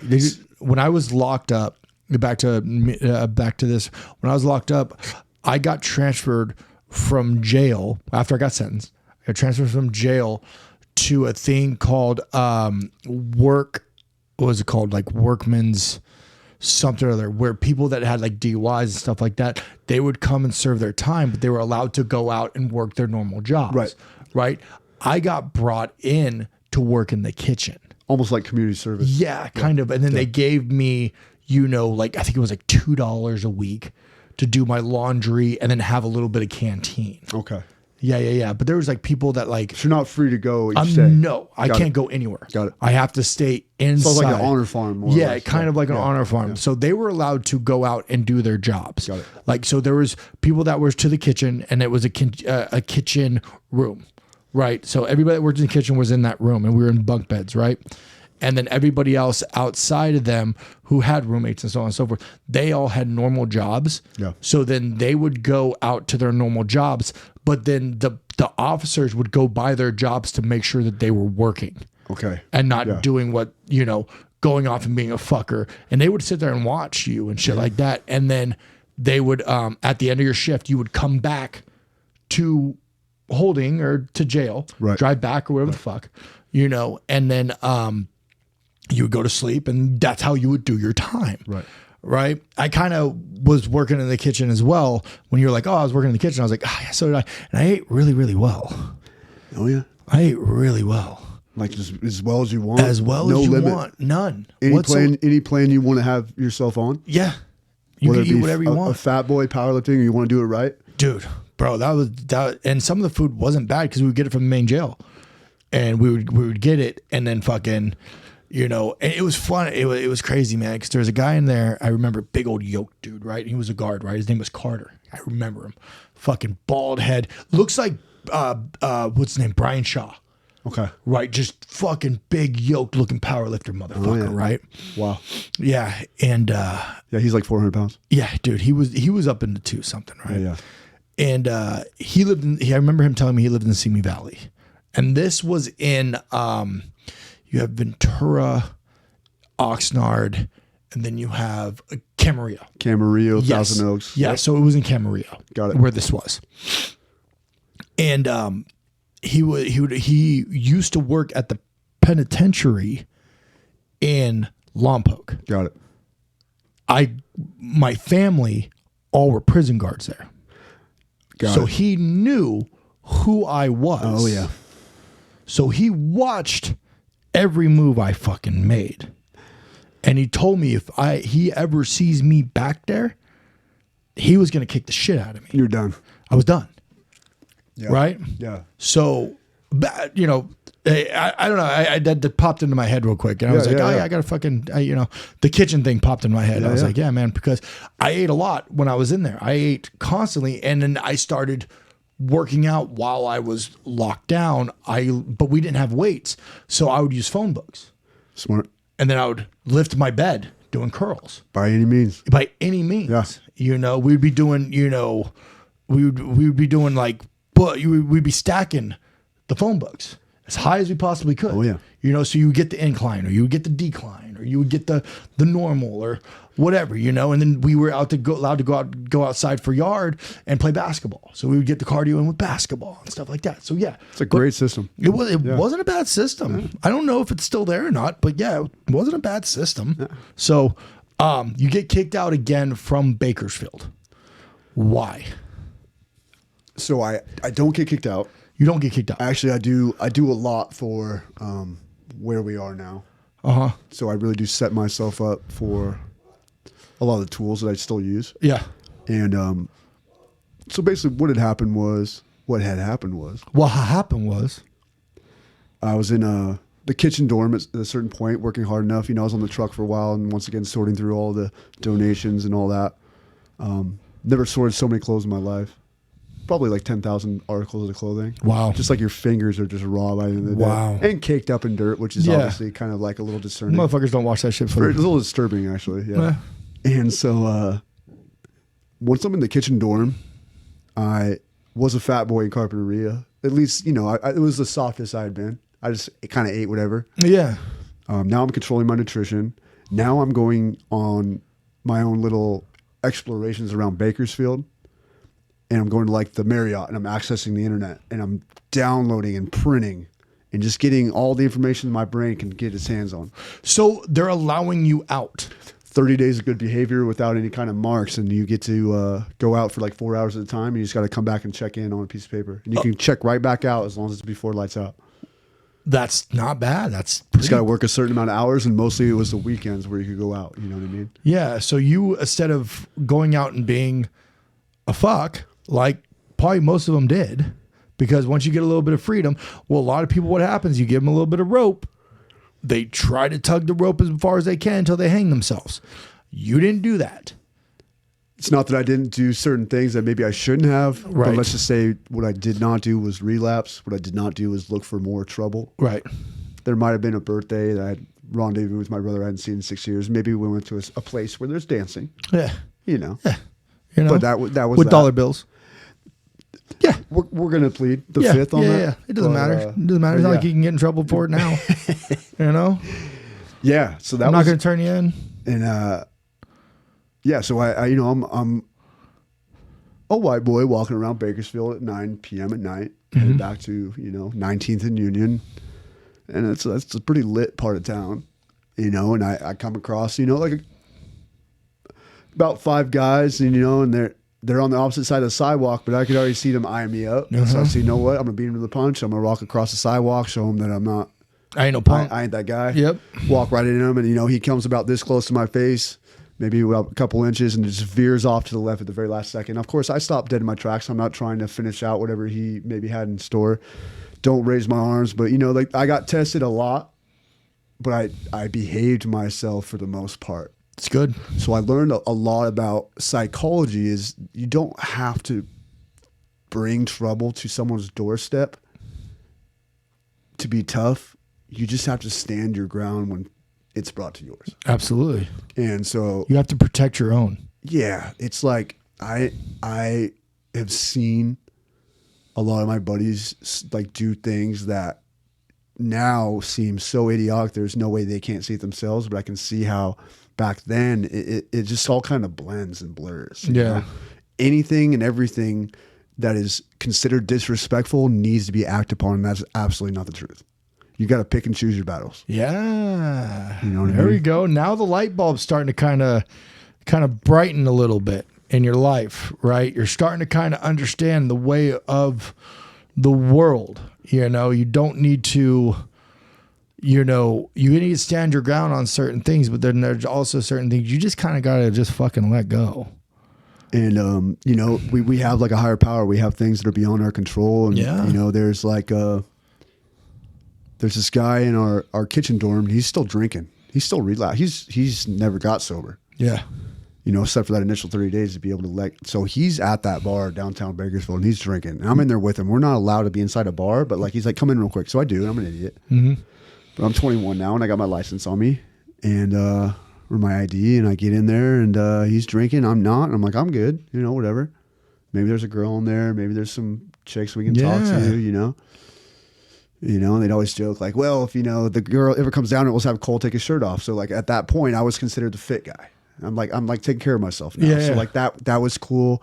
I like that validation. For That's those still a around thing, me. by the way. Yeah. Thank you. Yeah. It's still a thing. Thank you. Yeah. And so we're all walking back, and Ed, our assistant house manager, is breathalyzing.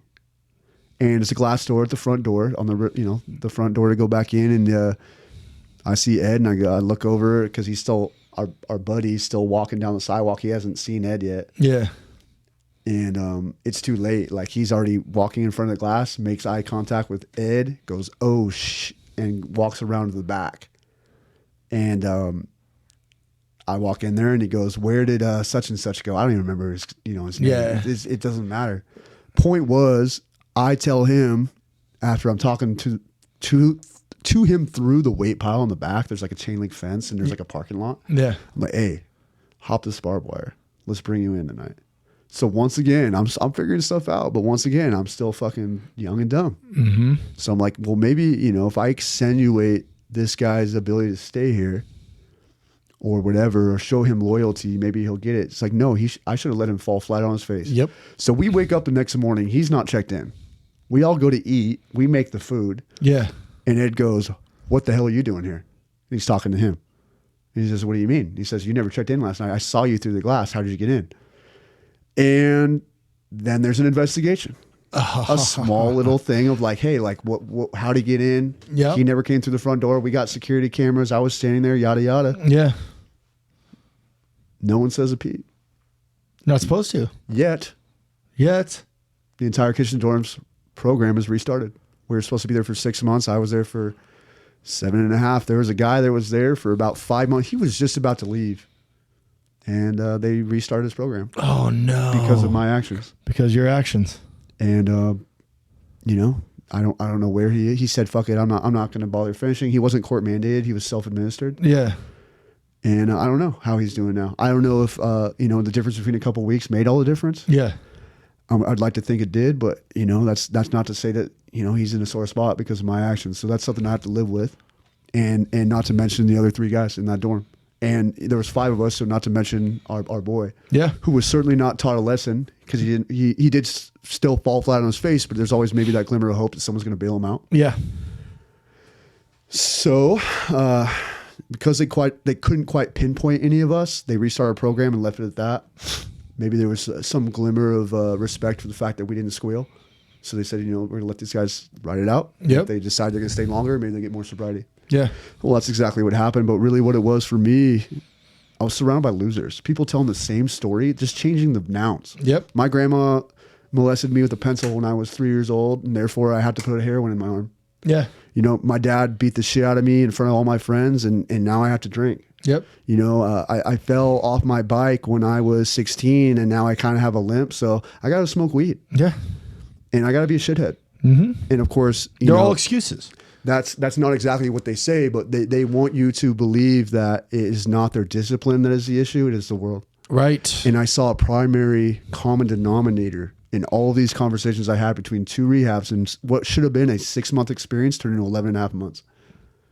So I got an extra dose of what I don't want for my life, which is to be surrounded by, you know, ex-Nazi lowriders who are like completely strung out on meth. Yep. That just have nothing going for them other than their little horror stories, which probably aren't even true. Right. Or they are true, and then they think they're cool because they're telling the story. You know? I finally caught on that this is not it. Mm-hmm. And that the only individual that's going to stop this and take me to where I want to go is in the mirror. Yeah, man. That was the moment of truth for me. You are your own worst enemy. It wasn't the pain of getting beanbagged. It wasn't the pain of like having to sit in a cell. It wasn't as crushing as it was to have my family look at me and go like, that was a big one. Yeah. That was a huge one, but obviously it wasn't enough. Yeah. It was my pride. Yeah. And out of sheer spite alone, I said, I'm not going to do this shit no more. You're right. I'm done. I'm not a loser. I'm a winner. I'm just going to keep winning. And, you know, of course, there's been some up and downs since then, but like we might get into now what happens after I get out of this place. Yeah. So you get out of the place. Now you finish the program. You're free. Graduate. Yep. You're free to go. Oh, yeah. You accomplish something. Yep. And that's a huge accomplishment. Yeah. Whether you look at it or not, that's a huge accomplishment. That means you went through the whole program. Yes, you might have fucked off here and there, but you went through the whole program and you graduated, which is fucking awesome. Now, does your grandmother come to your graduation? No. No. So that relationship is still not there. So I love my grandma. Uh-huh. She's kind of becoming up in her years at this point. Uh-huh. The idea of driving to Bakersfield, where she lived during her early marriage years. Probably didn't sound like the most attractive thing to do. So due to her health issues but you graduate and then you come back to pretty much the scene of the crime. So slow. I'm picked up by that buddy of mine that was snorting lines in the backseat of that Cadillac. No shit. I've been in this rehab with his older brother the whole time. Okay. So we've been at it since 11 years old. Yeah. He gave me my first hit of weed, his older brother. Yeah. Yeah, I must have been 11 years old. I don't remember getting high. I just remember swallowing the bong water. Yeah. But no, so he comes to see his brother and take me home. And I get in the car, we start taking off. I get about a block away and I scream so loud it scares the fucking shit out of everybody in the car. I think he was with his girlfriend at the time. So it was him and his girl. And I go, I'm coming home, baby. And he goes, they go, holy shit. And then they fucking start laughing. I was excited. You know, it'd been a little bit, it'd been some time. And I think the difference and the reason I was so excited is I decided this time I was going to get it right. I was done. Now, it's not to say that I wasn't still going to be aggressive. It's not to say that I wasn't still going to like fuck up in certain atmospheres. Yeah. But I was going to be sober and I wasn't going to fucking sell shit. And that was it. You weren't going to fuck around with the law anymore. I was going to fuck around with the law anymore and I was going to take responsibility for my actions. Yeah, man. And you were 22? Exactly. Yeah. Nice. I can do math. Yeah. Yeah, I'm following the timeline here. Exactly. You know, so you're 22 years old. Your friend who was snorting heroin or cocaine picks you up with the girlfriend. You yell at the top of your lungs.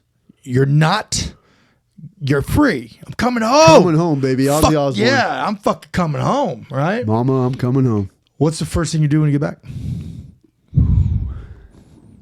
They got a real good meal at grandma's house. I called her. So you called grandma? I called her that week, telling her I was going to graduate. And I said, hey, can I come home? And she said, well, keep in mind, she's up in her years. So she's not as lucid as maybe when the beginning of this timeline started. Yeah. And she says, well, you know, I don't know how you're going to get in the house. How late? And I was like, well, I'm going to get out late. I'm going to be there at like 9 o'clock at night. She's like, well, I was like, do you think you could keep the slider open? Because I used to stay downstairs and there was a back slider to the patio. Yeah. You think you could keep the slider unlocked? Well, you know, someone could come in. Mm-hmm. I'm like, yeah, me. Yeah, me. You know. Yeah. But anyway, I ended up getting home. We figured it out. And I think they could see a little bit of a change. I let my hair grow out. Oh. I got a prosthetic for my uppers. So I got like a fake denture. Yeah, you got a flipper. So now, I got a flipper now. And so I got a grill. I'm looking good, feeling good. I've been working out, eating right the whole time. They can see it on my face. Now, when you first see your grandma, right, the one that you have hurt tremendously through this whole thing, and you've hurt your family as well, but it seems like your grandma is the one that you've probably hurt the most out of this whole thing. Yes, 100%. You have your parents, you know, but your dad passed away due to alcohol. I don't know. Did he pass by this time? Yeah. Okay. So no, not yet. Not yet. Okay, no. But you're probably super close. Yeah, I'm. It just seems like the story's more towards your grandmother, right? Grandma was always there. Grandma was always there, no matter what. When you first see grandma, do you hug her and tell her you're sorry? Absolutely. And that you will not ever do this again? Absolutely. And it was felt. It was felt by grandpa sitting there and watching. Yeah. By grandma and by me. I was like, I can't do this to her anymore. You what's the right word? You gave in. You gave in. Put my guns down. You put your guns down. You embraced that this is not the life that I want to live, because there's only two ways of you out of it, especially with how much shit at 22 years old. There's only one way out of it. There's only one way out of it. There's like two ways out of this. You can go the right path, which you did, or you can go right back to jail, or you can die. And I've seen it. You know what I'm saying? Too many fucking times. Yeah. And you hug your grandma, because I just reconnected with my biological mother that I haven't seen in 10 years, let alone even talked to. Yeah. And there was both things said on both sides of the fence, and we mended that fence. And when I first saw her, all I did was I just held her And I fucking told her I was sorry. And I literally cried in her fucking arms because I knew, especially with all the shit that I went through and all the shit that I put her through, that I had just so much apologizing to do. You understand? You kind of. I can feel, I can hear it in your voice. Yeah, you know, and it was just, I literally hugged her and just told her I was sorry, and for her to say that it's okay, and I bet you that's exactly what your grandma said to you. It's okay. It's okay. They just want one thing for us. They just want us to be fucking happy. They want us to be happy. They want to see us succeed, and not through synthetic means. Yeah, and that's it. You know, and it's just, and I think that's one of the most fucking manly things there is to understand that. And we all see it because, you know, you're about the same age as I am. The old people in high school that still live in the high school days, you know what I mean? That don't have their shit together, that still think it's fucking 2000 and fucking 2001, you know, 99, 2000, you know what I mean? Yep. Like, that don't have their shit together. Yeah, it's tough to see. You know, and it's tough to see. Yeah. But we could have been right there with them if we didn't somehow get the light turned on in our fucking brain. You know? I'm about 3 decisions away from being right back where I started. Yeah. That's the reality, and that's actually the fear that I hold. I need a healthy fear of that knowledge. You know? And I think anybody that thinks that that's not the case could have a rude awakening. So when you were in Bakersfield, you were going to Marriott and you were downloading stuff for fitness, right? For nutrition and learning how to work out and go. And now we're starting to get into, you know, your fitness journey, which you've already started so long ago, even in high school, freshman year in high school, right? And that you've already kind of always did. And now you were the fit guy. Like, we'll just have Cole take his shirt off, motherfucker, which is, like I said, still a fucking thing. Guy's fucking shredded, right? And then you decide to go into personal training, right? Because of Yanni. The guy, the gabagool. And and it's further solidified through like a Cub Scout den leader of mine when I was a youngster. She sees me training that girlfriend that picked me up. Yeah. You know, my buddy picked me up, and the girlfriend was along with, and then you know, he gives me the task of like working her out at the Los Osos Fitness. So I've kept that membership. So you got that membership at the gym. Did you get a job at the gym? Not at this gym. Not at this gym. So the timeline goes, I get back into that gym. It was a block away from my grandparents, and I'm in hiding mode with this exception. I go to the gym, I go back to my grandparents, I eat, I wake up, and I repeat. And I'm you're reprogramming your mind. I just don't even want to see anyone that can throw me off course. Yeah. I do go to the public library because I did not have a computer or internet access. Still kind of mitigating that. Like, there's like the smartphone had just come out. The iPhone 1 was just out. The fucking T-Mobile Sidekick. What I have. I you know what? I didn't have a cell phone. I didn't have my first text message until 2012. I have not sent what was your phone phone in 2012? So my was it a Razor? My coworker, so you know, we can skip ahead a little bit real quick. I'm working at the gym at this point, and he's sick and tired of the fact that he cannot get a hold of me. So he buys me. He takes me to AT&T. Yeah. Buys me a phone. Now puts a minutes on it. Gives me a plan and says, "There you go. Pick it up when I call." And that's actually the same plan I still have to this day. Really? Yeah. And I think that was actually 2010. So I was still a janitor at that point. But you know, I'm the guy that takes fitness the most serious out of all the employees there. Yeah. And that's not to say that my training partner is not. You know, he was a track star, cross country star from Hanford, California. More energy. Shout out Hanford. More energy than freaking the sun. Yeah. And so anyway, I had been training my buddy's girl at Los Osos Fitness. A den leader from my Cub Scout days pulls me aside and says, "Hey, Cole, all the stuff you're doing with these girls right now, you get paid for that." And by no means at this point am I a girl exclusive trainer. You know, I'm showing buddies how to do certain things. I'm like My buddy gives me pre-workout and Explode for the first time. He's he's like pre-Navy. He's getting himself ready to go and like soup up F-22s for takeoff. He was like the earmuff guy. Yeah. And so I liked working with first responders and females, and that's to this day my demographic. Whether it be the universe, it just worked out that way. Yeah. I decide that I'm gonna get a job, and Grandma says, you've been looking for a while. We're talking the timeline, and when I got out of rehab in Bakersfield in January of 2010 up until September 22nd, 2010, I'm unemployed. I do a couple odd jobs for my stepdad. My mom's with a guy by the name of Michael Bravo. Shout out to Michael Bravo. Give me a chance. Shout out, Michael.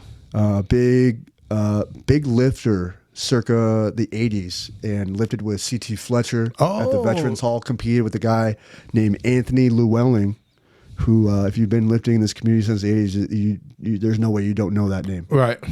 His son, Brian, and him have a gym up in, we'll say it's in North County. I won't disclose where it is. Yeah, we don't need to. They got a garage gym, and it's a nice-ass gym. They're doing their Shout shit. out to Blanco's gym. Blancos. Shout out. And so anyway, I am now ignoring my grandma's suggestion of, hey, why don't you just go get a job at McDonald's? And what I heard was, hey, why don't you just give up? You're not going to make anything of yourself, but you need to make something. And what I heard was, in my own head, I'm going to go against what she's saying, even though I know she loves me, because I know what I'm capable of. Right. And I had my crosshairs were set on fitness. Did you have a hard time finding a job because you are a convicted felon? I don't know if at that time I knew this, but those felonies and everything that happened to me was the best thing that ever happened to me. I was forced to make my own path. Okay. Because I was unemployable. Yeah. So therefore I was destined to become an entrepreneur. Absolutely. But on the same hand, I was employed by what was Gold's Gym, became Slow Athletic Club. They had just transferred to that name. Mm-hmm. It used to be shared, like that name was used on South Higuera back in like the 90s. Matt Gaines, who's here with us today, used to work out with Frank Smith, Club 24, now with Headstrong Fit. Shout out to Headstrong. Shout out Headstrong. Used to work out there. Shout out. Absolutely. They've grown so much. I've looked up to Robbie McLaughlin all through high school. Love that guy. All of his names and records were on the high school He's so gym wall. Guy's stupid strong. Very little wonder is what he was going to do for a career path. Yeah, And he's absolutely crushing it. So that's my boy. So yeah, I got in as a janitor. The way I got that job at Slow Athletic Club above Woodstock's Pizza on 1050 Osos. Yeah, man. It was WOW week. So I showed up with like a purple tie, black button up, nice slacks, nice dress shoes. And I hopped on a bus because I didn't have that car. Yep. Because it got impounded while I was gone. The Dodge. And Double D. I'm just handing out passes. And I say, hey, do you want a pass? I said, here is a free 7-day pass. Hey. Whereas all my constituents were saying, hey, do you want a free gym pass? You don't give them that option in sales. No. You say, here's a free gym pass. And for one reason or another, whether I was very confident or whether or not, like they could maybe see a couple cuts, or like, okay, like I'll take it. Maybe they dropped it on the ground a little bit later a while. But as far as I was, concerned, like at least 32% of who I handed them to, they were going to come in and they were going to decide whether or not they wanted to come in my gym. And I treated it like it was my gym. I said, I'm going to make this place sparkle. And they felt that. So there was this like competition amongst all these aspiring sales associates to get a job for, what was once Gold's Gym, but it's now Slow Athletic Club. Yeah. And I had now been there, maybe doing that for about 2 weeks straight, however long. WOW week is for a week, but there was still a little residual downtown activity with college students and so on and so forth. And so I'm like, all right, like I got this in the bag. Well, they sit us down and say, guess what? You don't have it in the bag. No. We didn't choose you. Fuck. Right. So what was cool, however, was that guy that is from Hanford, shout out Mike T. MIT. He had actually whispered in the manager's ear and said, you know what? We might not make him a sales associate, but I've seen this guy behind the scenes. We need him. Make him a janitor, do whatever you got to do, but don't lose him. And sure enough, I was given a chance and I was on my hands and knees. I would have took a toothbrush or anything. I don't even care.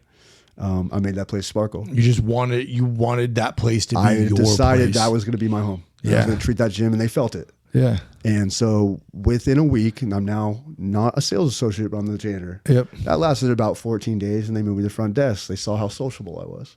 They said that I spoke the lingo. I knew everything. Not everything, but I knew a lot. Yeah. You know, I could speak the lingo, and I was certainly more passionate than any of my people around me. Hell yeah. At least in my humble opinion. Hell yeah. And so with that, I'm sitting at the front desk, and Mike T would be up on the gym floor. He's like, when are you getting off your shift? And I'm like, as soon as Kapiri lets me. Kapiri was like a 19-year-old girl from Auburn, Washington. Yep. Great girl, but as I just said, she's 19 years old, and she's the operations manager. She came with another girl who ended up being a Seagal. Shout out to Dejana. Dejana. She ended up being a Seagal months later after this, but she was also 19 from Auburn, Washington. That's where headquarters were. That's where the owner lived. Yeah. And he had all these clubs he was buying out. And they put an HCG center in there, and that's like human Coran, gonadotropin. It's basically a pregnancy hormone, and it's very controversial, but what it does is when you take it, it helps you lose fat. I'm not going to get into the science of it, but it's an injection. So we had a nurse on site, and we were doing injections. So there's all these different things going on, and I'm learning whether or not to sell certain things. I never sold that. I didn't understand it at the time, but I did sell the protein. I understood protein powder. Yeah. I said, this is whey protein. It's a very bioavailable protein. Take it. Simple as that. You know, I literally had one person told me, they said, I'm buying the training. Now you want me to buy the supplements. Now you're going to tell me how to buy the food. And I was like, yep, exactly what I'm going to tell you. Yeah. And guess what? People spend millions of dollars on this looking good industry, and you are no exception. Like that is what you're paying for, is the fountain of youth. And people have yet to really encapsulate or bottle that lightning, but I found that exercise is the most effective way so far. Yeah. So I spoke like this, and they would feel it. Because a lot of people don't understand that, like, you can go to the gym, that's great, but like you might feel good about yourself, which is awesome, man. But if you don't put the supplements behind it, if you don't put and honestly, I learned this, right? And this was told to me because, like, I was like, man, I always want abs. I always want abs. I always want abs, right? I want your abs, right? And somebody told me this. He goes, abs aren't made in the gym. They're made in the kitchen. And I'm like, what? You know, it doesn't matter how many crunches you do. Doesn't matter how much fucking, crunches or burpees or anything like that. You might get little creases. You might get a little something there, but it's on top of this. Yeah. This tire.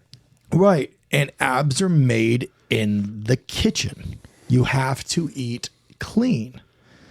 And the more you eat clean, the better your skin looks, the better you look, the more confidence you get, the more all of that, it all falls into place.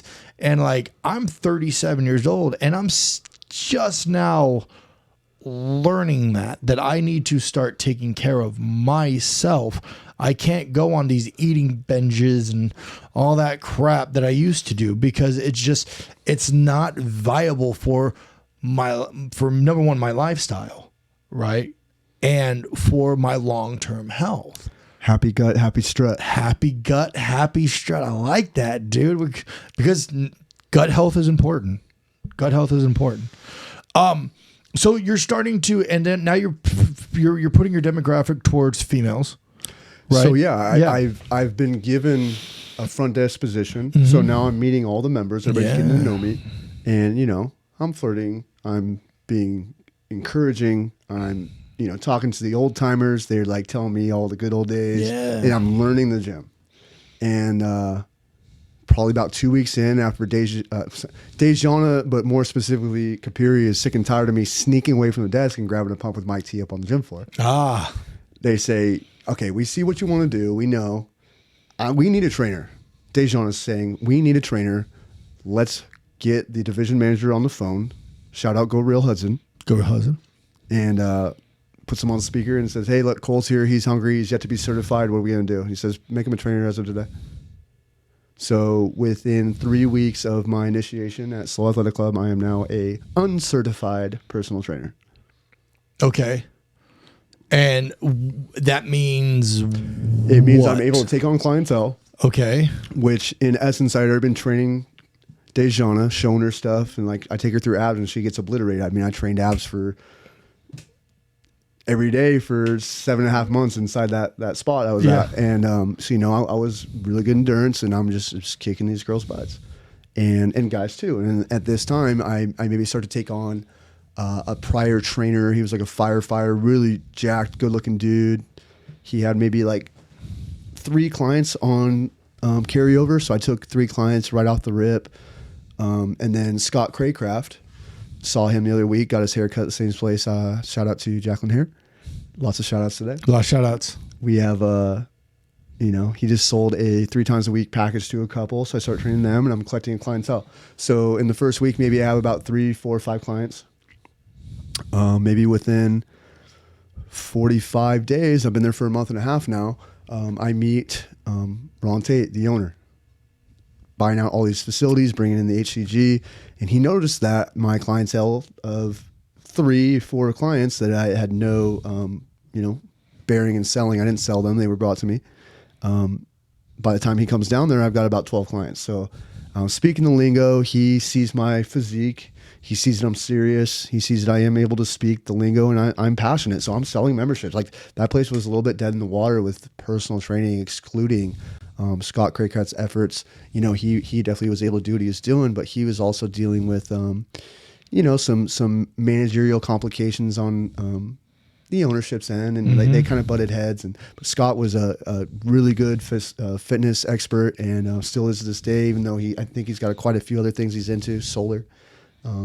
Really great salesman.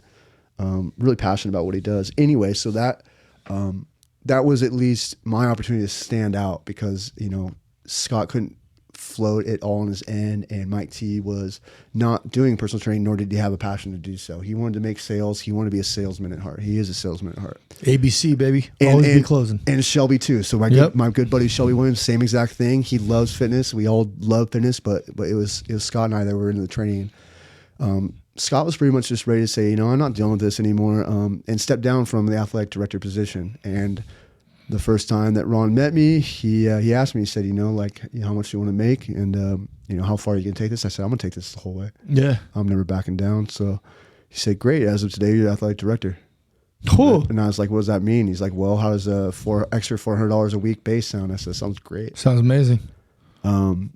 My sales did not increase to his expectations from that point forward. I think what I did is I rested on the laurels of that $400. I finally had like a little bit of money. Right. And I got a little bit lazy. Yeah, so you weren't hungry anymore. I'm really glad that happened. Why? Because then I went back to broke. And I said, fuck this. So I learned that you never rest on your laurels. And I picked up the pace again. And he said, well, I already tried to give you more money. That didn't work. How about I put you down at the other club? They're not making sales. Obviously you are.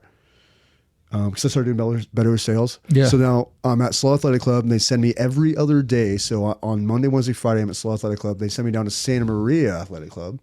It's right next to Costco. It was about 10 times the size. Yeah. Just like one of those gyms that's got like 25 treadmills in a row.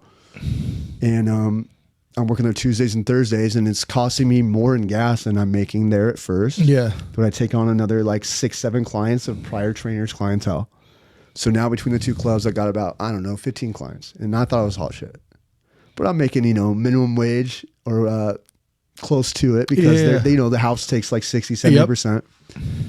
Yep. But I did know one thing, and I still know this to be true, is the education and the stepping stones that it gave me. And quite honestly, Ron Tate, if you're listening to this, awesome guy. But that place went under. And I know that at heart, he's a businessman, and he went to something else, which means that even though he would love to have the best for all of us, at the end of the day, you got to be a boss. Yes. And you can't save everyone. Nope. And so he taught me that. That place went under. Lots of in-betweens between that. I learned a little Spanish down in Santa Maria. Don't quiz me, but I can generally train you in Spanish. Oh. And I can do the general words. Yep. Can't set in structure. But I had a lot of experience with different demographics, ethnicities, weight classes, learning to be patient with the elderly. They know a lot more, but maybe not in the way of fitness, but that respect goes a long way. Empathy and being empathetic with those is invaluable. And realizing that I might be an expert in fitness, but I don't really know shit. Yeah. That humility goes a long way.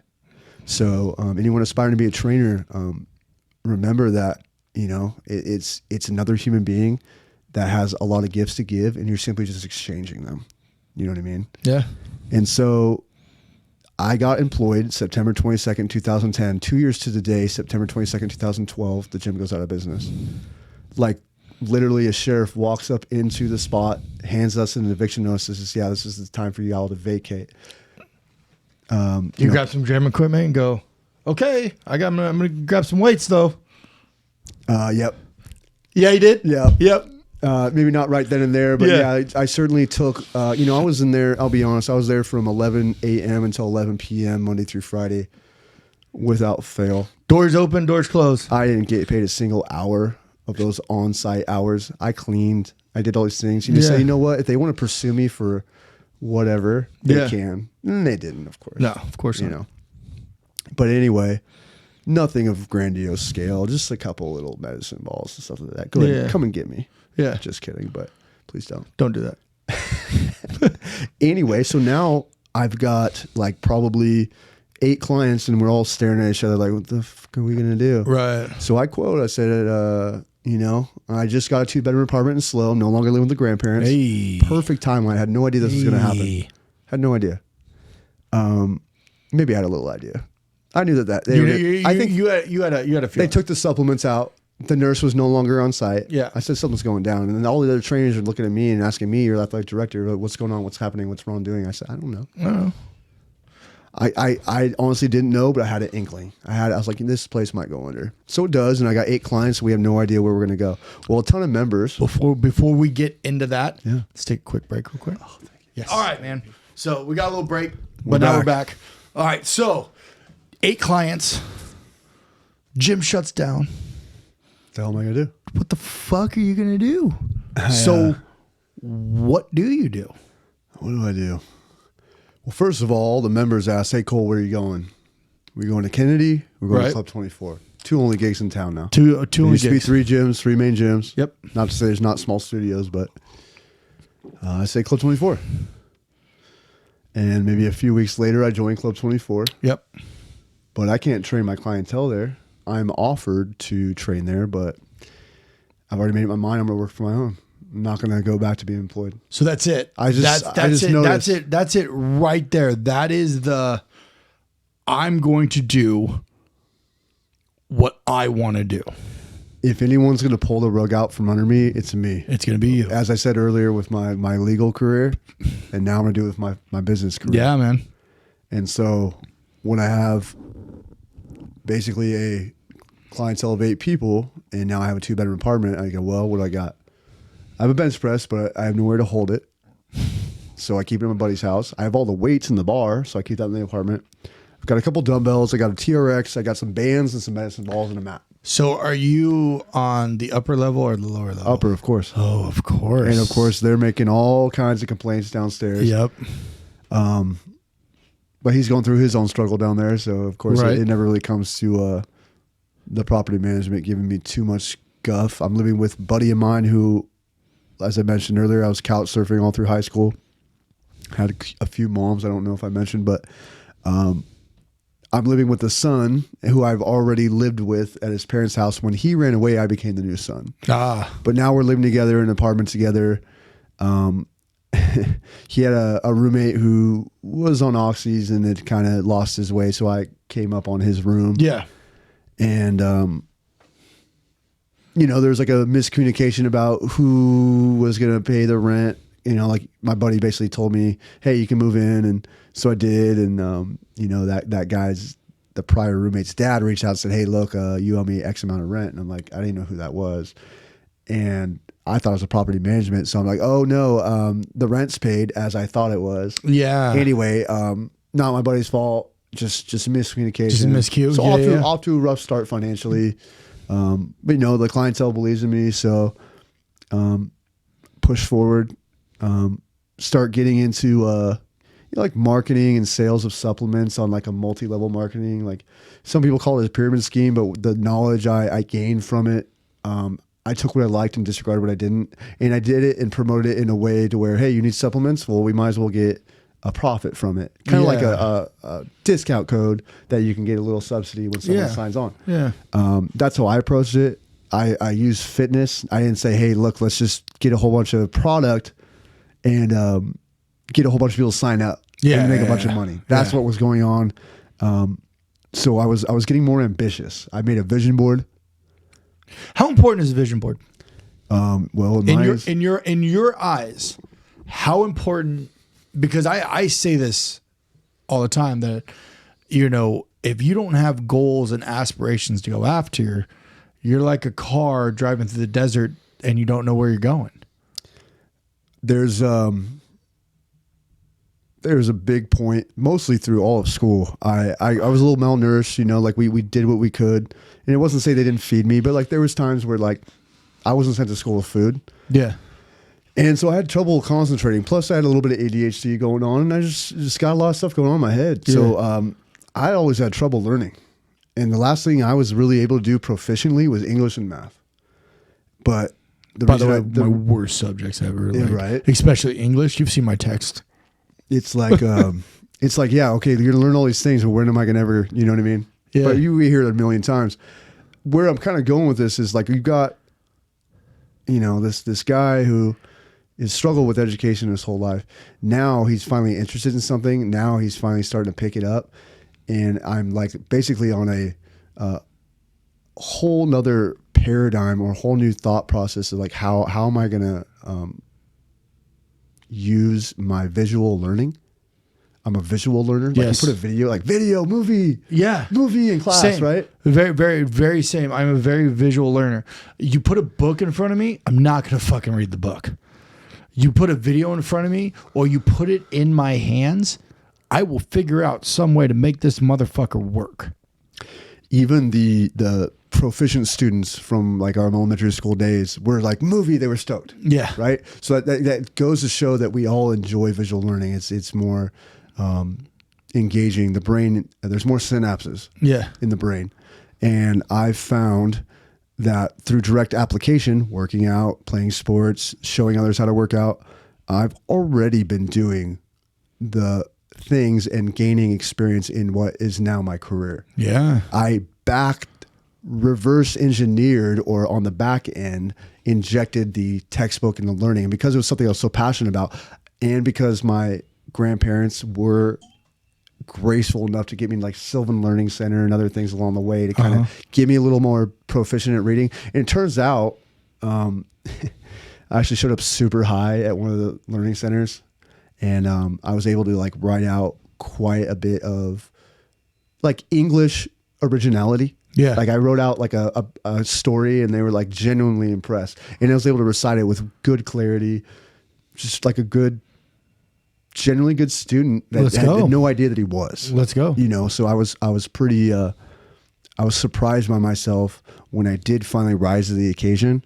And so when I'm now in a place where I'm realizing I'm a visual learner, I'm realizing that, you know, all the direct application I've done through the years has gotten me closer to getting a certification. So I'm working on certification. I'm training these people up on a 2nd story apartment, and I'm learning through visual learning, a vision board, getting back to our conversation, is it's fucking everything.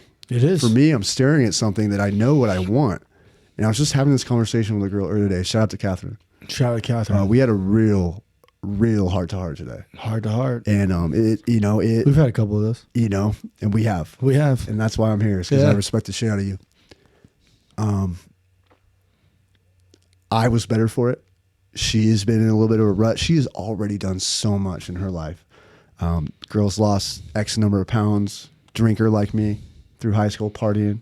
Yeah. You know, just like unfortunate circumstances. You know, she wasn't born with a golden spoon in her mouth. And she's rose to the occasion. She works for herself. She's got a nice new car. She's moved out on her own. She's doing all the big girl boss lady things. Yeah. And I love watching girls do that. And I love anybody doing that. But my clientele now is primarily female. And it's really shown me so much more of something I did not necessarily understand, but I've been getting more and more knowledgeable on over the years. It's really cool to see that. Anyway, so there's been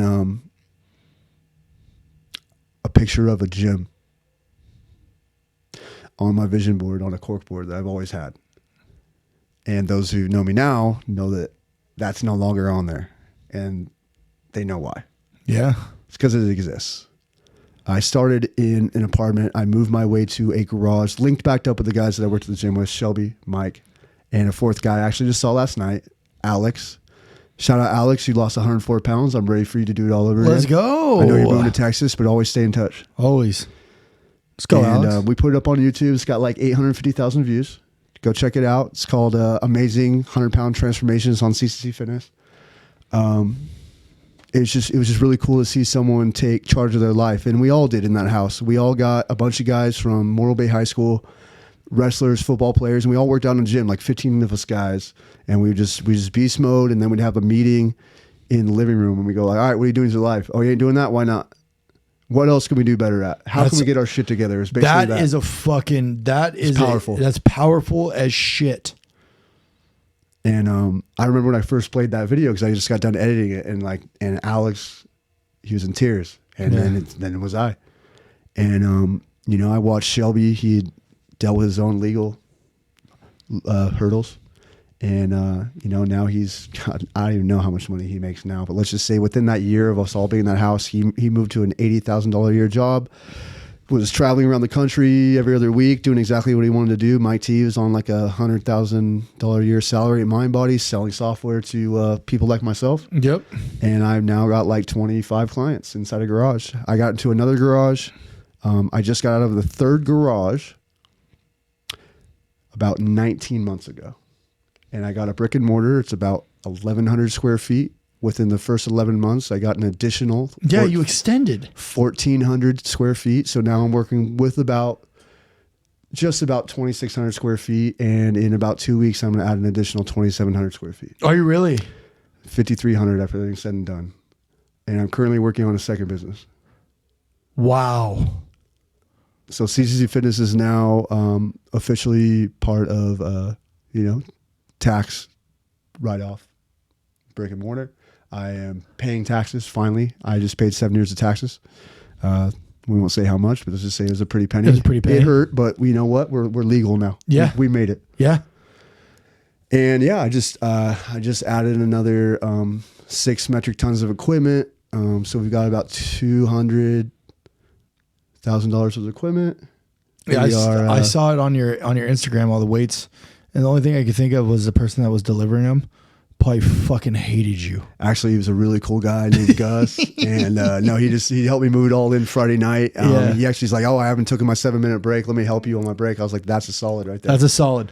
Yeah, really cool dude. And so yeah, I'm looking to build CCC Wellness in addition to CCC Fitness, and that's going to entail everything you can think of that the body needs. So physical therapy. We already have an infrared sauna. We have 3 massage therapists on site. Shout out Kelly, shout out to Zoe, and shout out to Robert. Great therapists, really passionate about what they do. I cannot do what I do without them. Really happy to have them in my business.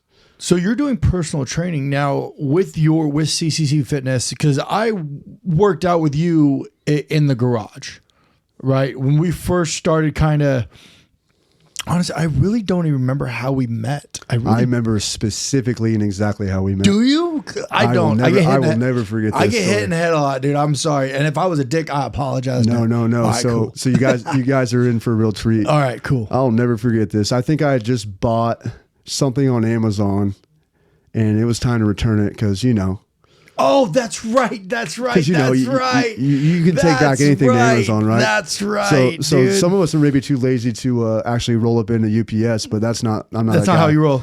And so I come in with this package, and I see this gargantuan who looks like a hitman hiding from some Russian mafia, thinking he's being clever by working at UPS in San Luis Obispo, California. Stands out like a sore fucking thumb. Stands out like a freaking hooker in a church. Like a cop at a Serrano barbecue. And I look at you, you look at me, and you're like, What's up, dude? And you kind of see me, you're like, all right, like he's like a little gym guy. Yeah. What's going on? I'm like, yeah, it's what's good with this return? We kind of like just like leave it at that for the time being, and then like there's a slow rapport that's built up over time because of returning stuff, and then I remember this too. You said, what do you do? I was like, I'm a personal trainer. Oh, cool. He was like, yeah, I just work out in my garage, yada, yada. I was like, what are you doing? He's like, well, honestly, I'm going for wrestling. Yeah. This is cool, guys. This is it. No deal, no nothing. We are just literally a trainer in a garage and an aspiring wrestler working at UPS. That's it. And I say, oh yeah. He's like, yeah. You ever think about just taking a couple bumps? I was like, yeah. I mean, like I'm down for just about anything. Check out MG's YouTube channel and you'll see exactly that. You'll exactly see that. And we shot that stuff during COVID times, and that was a lot of fun to do.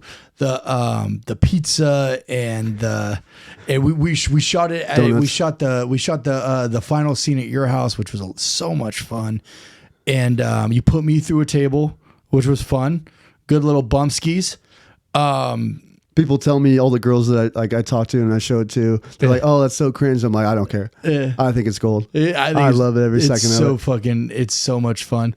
But you have a full on, because I remember it in the garage, and then I remember when you got the building, your building that you're in now. I remember when you got it because you invited me over to come see it, and you literally, I think you just painted.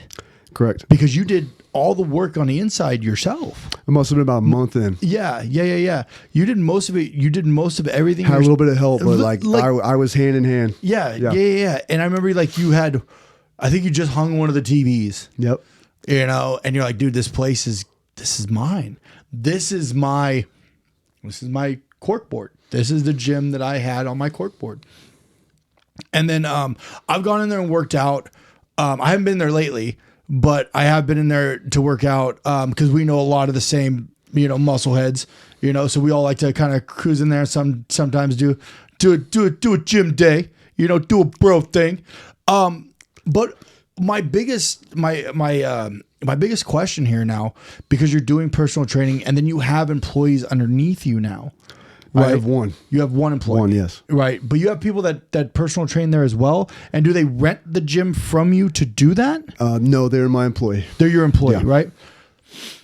Are you sooner or later going to go down, or I don't know if you have or not, go down the membership route where people... That is exactly where we're headed. That's exactly where you're heading. Is so you can go ahead and get a membership for females. For females. Yes. So you're not going to do it towards the male clientele at all? Not anytime soon, no.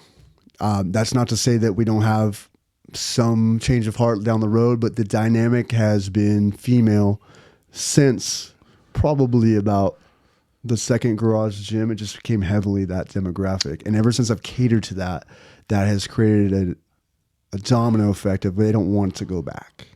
Now you said that now because of the dominant effect, and you're not saying that males aren't allowed in the gym. That's not. No. So we do have males that are clients that personal train with us. Yeah. But they just are not eligible for an open gym membership. Okay. Hopefully that changes sometime down the, So yeah, so there's certainly some things that I have written on the new vision board. Hey. But for now, I'm not going to give up that demographic simply because I've had countless females tell me this is the one place where I can bend over and do a deadlift and I don't have to think one person's thoughts about it. Yeah. I it's a safe place for females to go, and a lot of people that are just starting to work out or looking for that personal trainer and stuff like that, they feel very uncomfortable. It's more intimate being in more public gyms because there is more eyes on you, right? And two females, they're sometimes in the gym are looked at like pieces of meat, Yes. But at the same time, those females look at males like pieces of meat. So Touche. It goes both ways. No question about it. It goes both ways. No question about it.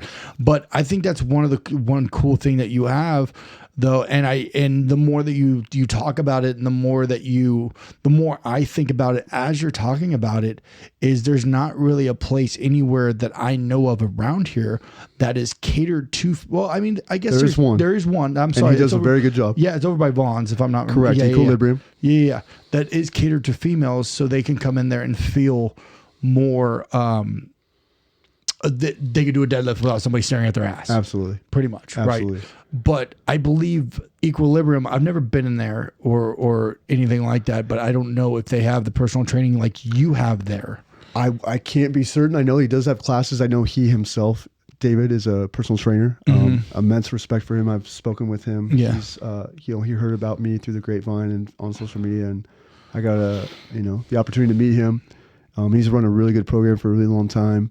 I don't know too many of his ins and outs. I know that he has been there through COVID and everything else, which tells me he's obviously doing something right. He's doing something right. Yeah, for sure. How do you feel about,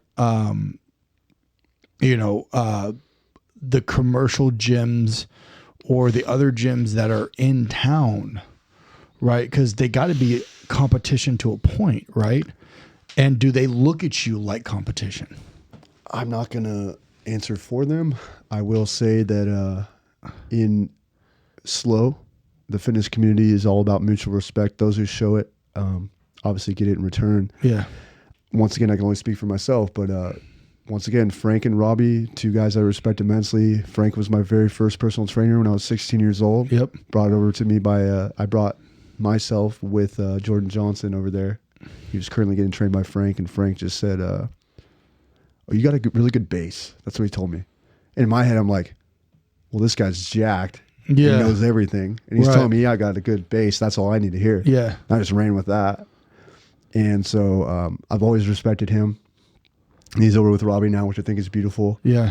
And the other gyms, they're bigger and they've got a lot going on. They've been at it longer than I have. These people are older than me. The Kennedys have been around for 30 something years. Yeah. And there's like Headstrong. I want to say there's like Slow Strong. Slow Strong, Andrew. Shout out to Andrew. Yeah. There's Slow Strong. And then absolutely love that gym. Yeah. Then you have 24. Got 24. Which we've worked out in before.